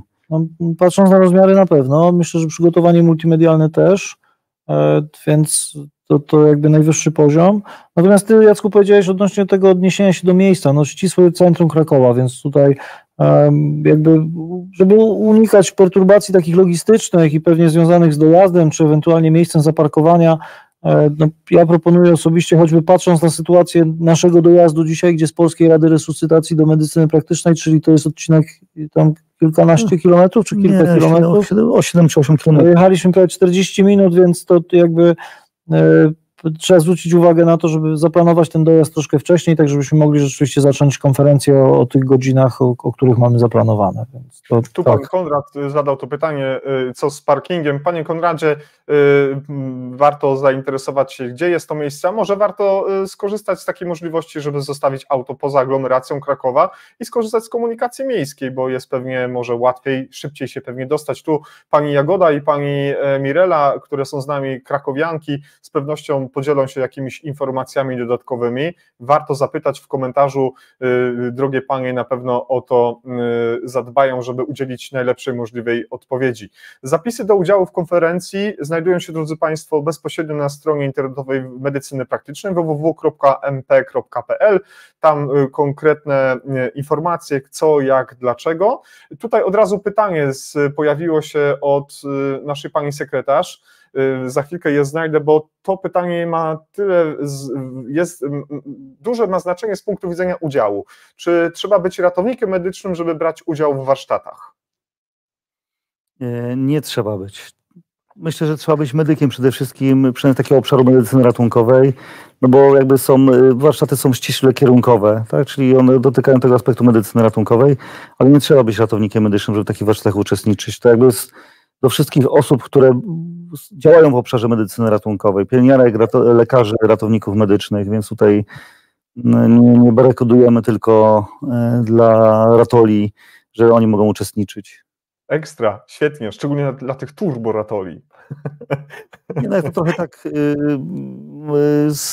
żartobliwie, bo wiemy, że w systemie ratownictwa medycznego mamy ratowników, mamy pielęgniarki systemu, są lekarze, więc jakby tutaj do nich przede wszystkim jest kierowane warsztaty i w ogóle konferencja. No tak, ale patrząc z punktu widzenia jakby występowania stanów nagłych i tego, co się pojawia, gdzie one mogą się zdarzyć, to choćby przez pryzmat resuscytacji krążeniowo-oddechowej czy odwracania przyczyn odwracalnych, takich jak 4H i 4T, to ja serdecznie też zapraszam na przykład lekarzy rodzinnych. No przecież takie elementy też się zdarzają w podstawowej opiece zdrowotnej. Więc jeżeli ktoś jest zainteresowany z takiego szerokiego grona profesjonalistów medycznych, to myślę, że na pewno jest w stanie w tym programie coś dla siebie znaleźć. Także tutaj nie zamykamy się, oczywiście kierunkujemy się w stronę medycyny ratunkowej, ratownictwa medycznego, no bo takie jest serce tej konferencji, tam to serce bije konferencji, natomiast oczywiście konferencja jest otwarta, więc zachęcamy wszystkie osoby, które są zainteresowane do udziału. Od razu w tym momencie warto zaznaczyć, drodzy Państwo, że są przewidziane punkty edukacyjne, jest ich 13 ogólnie takich typowo edukacyjnych, a 10 jest ujętych jako punkty edukacyjne właśnie dla ratowników medycznych. To jest informacja dla tych wszystkich, którzy gromadzą te punkty zgodnie z własnym portfolio zawodowym. Wiemy doskonale, że trzeba o to zadbać w okresach rozliczeniowych, więc tutaj przewidziane zostały te punkty zgodnie z zasadami określania, ile punktów za co, jakiej kwestie konferencja musi spełniać. Myślę, że tutaj na ten temat nie trzeba mówić, wiecie Państwo o tym możliwie chyba najlepiej. W tym momencie zachęcam Państwa do pytań, do zadawania bezpośrednio ich zarówno do Tomasza i do Pawła. Pojawiło się wcześniej takie pytanie, które za chwilkę gdzieś znajdę, więc jak tylko mi się uda, to z pewnością to zrobię. Przeglądam tylko nasze notatki. O miejscu konferencji rozmawialiśmy, o zapisach. Wcześniej przedstawiałem im możliwość skontaktowania się z panią Katarzyną Wiejak, tu informacja dla sponsorów, firmy, które są zainteresowane taką współpracą z organizacją, nad organizacją tego wydarzenia. Jestem przekonany, że wiele firm jest zainteresowanych tym, żeby się tam pojawić, nie tylko dlatego, że to jest duże wydarzenie, ciekawe, atrakcyjne, ale też merytorycznie dobrze sprawione, tak na wymiar bym powiedział, tak więc zachęcam Państwa do tego bardzo serdecznie i jestem przekonany, że to się odbije bardzo dobrze na naszej pracy i na tym wszystkim, co na co dzień wykonujemy. Panowie, coś jeszcze powinniśmy dodać do samej konferencji? Konferencja będzie online i będzie konferencja stacjonarna. Jak to będzie wyglądało? Konferencja będzie stacjonarna. Tak, czy tutaj jakby my celujemy w stacjonarną, no jakby zupełnie poziom inny dyskusji, wiedzy i wymiany też doświadczeń jeżeli chodzi o taką obecność, że jest interakcja z uczestnikami, z prowadzącymi. To są też te kuluarowe rozmowy, o których mówił Tomek, które no też mają wartość, bo też wymieniamy się informacjami i też wiedzą. Więc jakby my tutaj głównie bazujemy i nie chcemy tego zmieniać, tak, żeby było dokładnie tak jak w ubiegłym roku, bo przyniosło to pozytywny efekt i myślę, że nie jesteśmy nastawieni na ilość, ale przede wszystkim na jakość. Oczywiście będziemy się cieszyć, jak będzie wielu uczestników stacjonarnie, bo to buduje i też wiedzę i umiejętności. My też niedawno całkiem wyszliśmy z pandemii, Jacek, wiesz, to wcale nie są takie odległe czasy, więc ja myślę, że te rozmowy przez telewizor, czy prowadzenie zajęć ze studentami przez telewizor, czy prowadzenie konferencji przez telewizor, tak, komputer, no okej, no ja rozumiem, że to można okazyjnie wykorzystać. No, ty jesteś dzisiaj w Norwegii, my jesteśmy w Polsce, więc spotykamy się przez telewizor. Ale jak mamy możliwość taką, żeby zobaczyć się na żywo, porozmawiać, jakieś nowe inicjatywy się mogą pojawić, czy choćby wspólnie napić się kawy, to zachęcamy do tego, żeby przyjechać. Kraków to piękne miasto, konferencja ma bardzo ciekawy program, więc myślę, że jest tutaj dużo takich elementów, które powinny przyciągać. Doskonale, bardzo się cieszę. Tutaj trwa rozmowa, tego może nie do końca widzicie panowie, pani Mirela, pani Jagoda piszą tutaj informacje, gdzie są miejsca podziemne, parkingowe, nawet na 300. Pan Konrad, pięknie dziękuję, nawet już są szczegóły, gdzie, jak dojechać. No słuchajcie, to ewidentnie warto skorzystać z takich informacji. Pan Adrian Chłopek napisał, w tamtym roku byłem i to chyba jedna z najlepszych konferencji, na jakiej byłem w tym roku też przybywam, więc to jest taka informacja, panowie, dla was. Są też z nami osoby, które was pozdrawiają, które też deklarują swoją obecność. Jest z nami Łukasz Rej, którego w zeszłym roku miałem okazję tam poznać. Łukasz, mam nadzieję, że nadal brniesz do przodu i twój cel niebawem zostanie osiągnięty. A mignęła mi tutaj przed chwilką osoba, która was serdecznie pozdrawia, drodzy panowie. Jest tą osobą pani doktor Małgorzata Rak. Pozdrawiam tych mądrych mężczyzn, szanuję ich ogromnie. Tak więc to są, panowie, do was pozdrowienia od Małgosi. Małgosia była naszą gościnią, rozmawialiśmy o polowaniu na goryle z Maciejem, tak więc to są bardzo miłe wspomnienia i cieszę się, Małgosiu, że znalazłaś dzisiaj dla nas chwilkę czasu, żeby nas odwiedzić.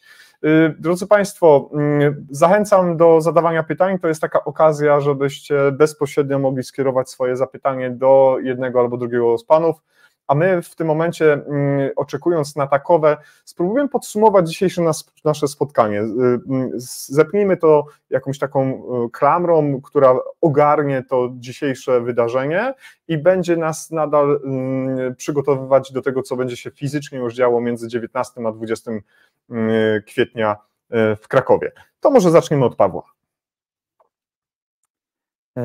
Tak, będzie się działo. Słuchajcie, zapraszamy was serdecznie z Tomkiem na naszą konferencję, taką, która poruszy ważne tematy praktyczne i też teoretyczne, tak? Czyli tu budujemy wiedzę teoretyczną i praktyczną. Warsztaty, wykłady, wymiana, dyskusja, wymiana informacji, no i też debata, ta, którą stoczymy małą, może nie bitwę, ale spróbujemy przebijać się argumentami w kontekście pourazowego zatrzymania krążenia i to, o czym rozmawialiśmy wcześniej, czy wykonywać transport, czy też nie. Więc serdecznie zapraszamy. 2 dni intensywne, zdajemy sobie z tego sprawę, ale bardzo produktywne i wszystkie takie, które budują wiedzę. Tomasz? Tak. Ja take home message.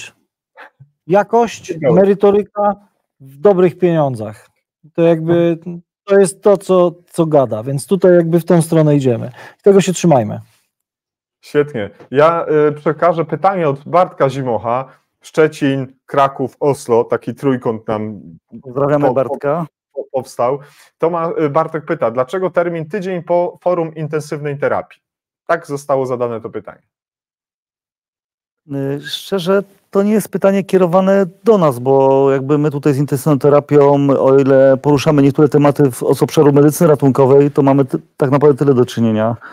Więc jakby termin jest wyznaczony przez nas. Wiesz, moglibyśmy wyjść z założenia, że nie ma dobrych terminów, bo jest taka duża ilość konferencji w Polsce, że czy to będzie wrzesień, czy to będzie październik, czy to będzie listopad, to zawsze znajdzie się jakaś konferencja, która gdzieś będzie niedaleko. Więc Bartku, no jakby nie ma tutaj żadnego połączenia między nami a tą konferencją, która się odbędzie wcześniej i my robimy swoją konferencję, swojej tematyce, Intensyna swoją, więc... Też jakby nie, powiem szczerze, że my nie analizowaliśmy kalendarza tak dokładnie, bo skupiliśmy się na tym przedsięwzięciu naszym. Może to jest takie wykazanie się odrobiną nonszalancji, ale w zeszłym roku udało się, więc liczę na to, że w tym roku będzie podobnie, także tutaj jakby nie koreluje to z innymi datami. Ja osobiście nie zaglądałem w kalendarz, nie wiem, co się dzieje dookoła. Więc jakby dookoła w sensie kalendarza, tak? Czyli dat jakby wcześniej czy później, ale to Bartek, no słuchaj, możesz zostać tydzień w Krakowie, to jedna i druga impreza na pewno, wiesz, jest wartościowa, także zapraszamy, tak. A wiemy, że Bartek ma wprawę tę konferencyjną, odwiedził wszystkie kongresy krakowskie, ogólnopolskie, w różnych miejscach jest wzorem do naśladowania dla wielu z nas. Tak więc Bartek, no, rzucone zostało takie wyzwanie, tydzień w Krakowie spędzony w męskim dobrym towarzystwie i nie tylko. Pan Bartosz Wojciechowski napisał takie pytanie: czy uczestnictwo w warsztatach oznacza, że w tym samym czasie równocześnie będą trwały wykłady i trzeba by wybrać jedno kosztem drugiego? Tak, stąd też te jakby są zdublowane warsztaty w 2 dniach, tak? I w pierwszym i w drugim one są powtarzalne, no w zdecydowanej większości. Musielibyśmy stworzyć 3. dzień konferencji, żeby zostawić czas na warsztaty, jednak w drugi dzień kończy się też dosyć późno i to jest trochę jakby doświadczenie z ubiegłego roku, gdzie zaraz po konferencji odbywały się warsztaty i które no, wydłużyły tą konferencję. Część osób chciało już wracać do domu, część osób chciało jeszcze gdzieś zwiedzać Kraków, więc stąd taka inicjatywa. No zobaczymy, jak się to sprawdzi w tym roku. No tak, tym bardziej mamy wybór, bo tutaj no, wiadomo, że w zależności od tego, jakie będzie zainteresowanie, można się skupić tylko na części teoretycznej. Jak już planujemy wybrać warsztat, to mamy też możliwość taką, żeby wybrać go albo w jeden, albo w drugi dzień, albo tam wstrzelić godzinę taka, która będzie najbardziej odpowiadać, ale z punktu widzenia logistyki, no i tutaj osób, które po pierwsze są zaangażowane w organizację, ale też jakby patrząc z punktu widzenia uczestnika konferencji, no jest to jedno rozwiązanie takie, które byliśmy w stanie wykoncypować. Jeżeli nam coś Państwo podsuniecie nowego w tym roku w ankietach, to na pewno skorzystamy w przyszłym roku. Może się uda znaleźć jakąś lepszą metodę. Jasne, świetnie. Drogi Tomaszu, drogi Pawle, wydaje się, że nasze cele związane z przygotowaniem scenariusza zostały przez nas osiągnięte. Mam nadzieję, że to, co było najważniejsze dla nas, żeśmy przekazali naszej publiczności, widzom i słuchaczom i potencjalnym uczestnikom konferencji ratownictwa medycznego Ratownictwo 2024, tak się też stało i no, będziecie tam, drodzy Państwo, w Krakowie, będziecie pośród wielu wykładowców, wielu prelegentów i to, co powiedział Tomasz, będziecie też częścią takich rozmów kuluarowych, gdzie będziecie mogli też się spotkać, gdzie będziecie mogli się poznać, posłuchać muzyki wieczorem w piątek, zjeść wspólnie lunch w tych przerwach albo napić się kawy i cieszyć się tym, bo rzeczywiście zanosi się na bardzo fajne spotkanie, czego Państwu gratuluję i cieszę się, że tam będziecie i trzymam kciuki, Paweł i Tomasz, za Waszą realizację tych założeń, całego programu, warsztatów i też takiej frajdy, żebyście z tego mieli, żeby na końcu, po tym wszystkim, co się wydarzy, żebyście mieli takie same uśmiechnięte miny, jak były w zeszłym roku, kiedy żeśmy robili sobie wspólne zdjęcia i obiecaliśmy sobie, że przynajmniej pojawi się taka audycja w NT Live, która opowie o jednej z najlepszych konferencji ratownictwa medycznego w Polsce. Tak, no życzymy, że tak będzie, to jakby tu też zresztą jesteś częścią tego wszystkiego, że zostałeś zaangażowany mocno, także dziękujemy za wsparcie. Natomiast jakby wrócę trochę do tego, o czym mówiliśmy na początku, bo tak chyba podsumowując, że powiedziałeś Tomasz, Paweł, czy Paweł, Tomasz, nie ma znaczenia, sam powiedziałeś, że tam się zmieniamy tymi miejscami, nie, na tych listach, to pamiętajmy też o tych osobach, które są zaangażowane, których nie widać, bo to jakby tutaj jakby podkreślam po raz kolejny, dlatego że to jest kupa roboty, którą trzeba docenić. No a Państwo przyjedźcie i zweryfikujcie, czy zadziała. Możecie nam później wystawić laurkę albo naganę, no myślę, że laurkę, ale to trzeba być na miejscu, żeby zobaczyć, jak jest, no przekonać się, że warto. No właśnie, taki feedback dobrze jest dostać, prawda? Dzisiaj żeśmy się zbriefowali, dobrze jesteśmy przygotowani do tego, co przed nami, a potem ewidentnie rzucimy to na te realia warsztatowe, konferencyjne, teoretyczne, praktyczne i zobaczymy, gdzie nas to wszystko zaprowadzi. I faktycznie w tym miejscu chciałbym podziękować całemu zespołowi medycyny praktycznej, wszystkim tym osobom zaangażowanym w przygotowanie dzisiejszej audycji, pan Jarek, pan Wojtek, pan Michał, pan Mateusz, pani Magda i drugi pan Michał za przygotowanie studia, światła, nagłośnienia. Widziałem, jak tam pani Magda nalewała wodę skrzętnie, żeby się nic nie rozlało, żeby było wszystko idealne. Takie też było. Jestem przekonany, że również sama konferencja w Krakowie będzie taką bardzo dobrym przykładem, jak się robi dobre ratownicze imprezy. Myślę, że to jest chyba najlepsza puenta dzisiejszego spotkania. Tak jest. Nic dodać, nic ująć. Zapraszamy do Krakowa. I kawy nie braknie, to gwarantujemy. Kasia tak napisała, że... 19-20 kwietnia spotykamy się w Krakowie na konferencji. Tak. Drodzy Państwo, bardzo mi było się spotkać z widzami i słuchaczami, którzy w różnych częściach Polski się dzisiaj z nami spotkali. Zachęcam do obserwowania naszych profili społecznościowych, zachęcam do dzielenia się opiniami na temat tego, co robimy od blisko 4 lat. Mogę Państwu tylko potwierdzić, że 100. odcinek NT-Live, który będzie planowany w okolicy czerwca, już powstaje, już 2 wspaniałych panów profesorów przyjęło nasze zaproszenia, potwierdzili swoją obecność.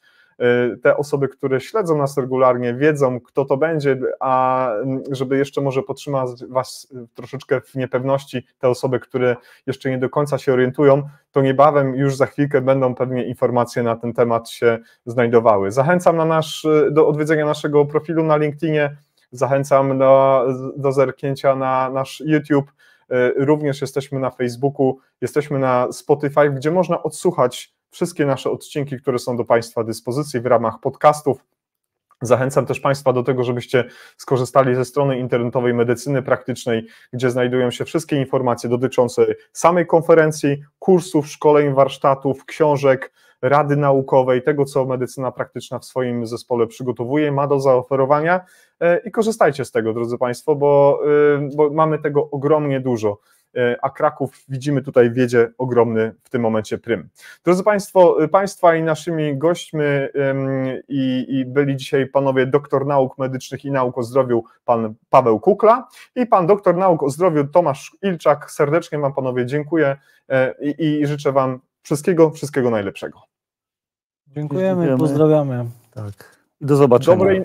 Dobrej nocy, pozdrawiamy, do usłyszenia i do najbliższego zobaczenia. Kolejna informacja związana z kolejnym odcinkiem NT-Live z pewnością pojawi się już niebawem na naszych stronach, w mediach społecznościowych, zatem zachęcam Państwa do śledzenia i bycia z nami na bieżąco. Tak więc dobranoc, do usłyszenia. Jacek Borowiak, to był kolejny odcinek NT-Live. Pomacham do Państwa raz jeszcze. Dobranoc.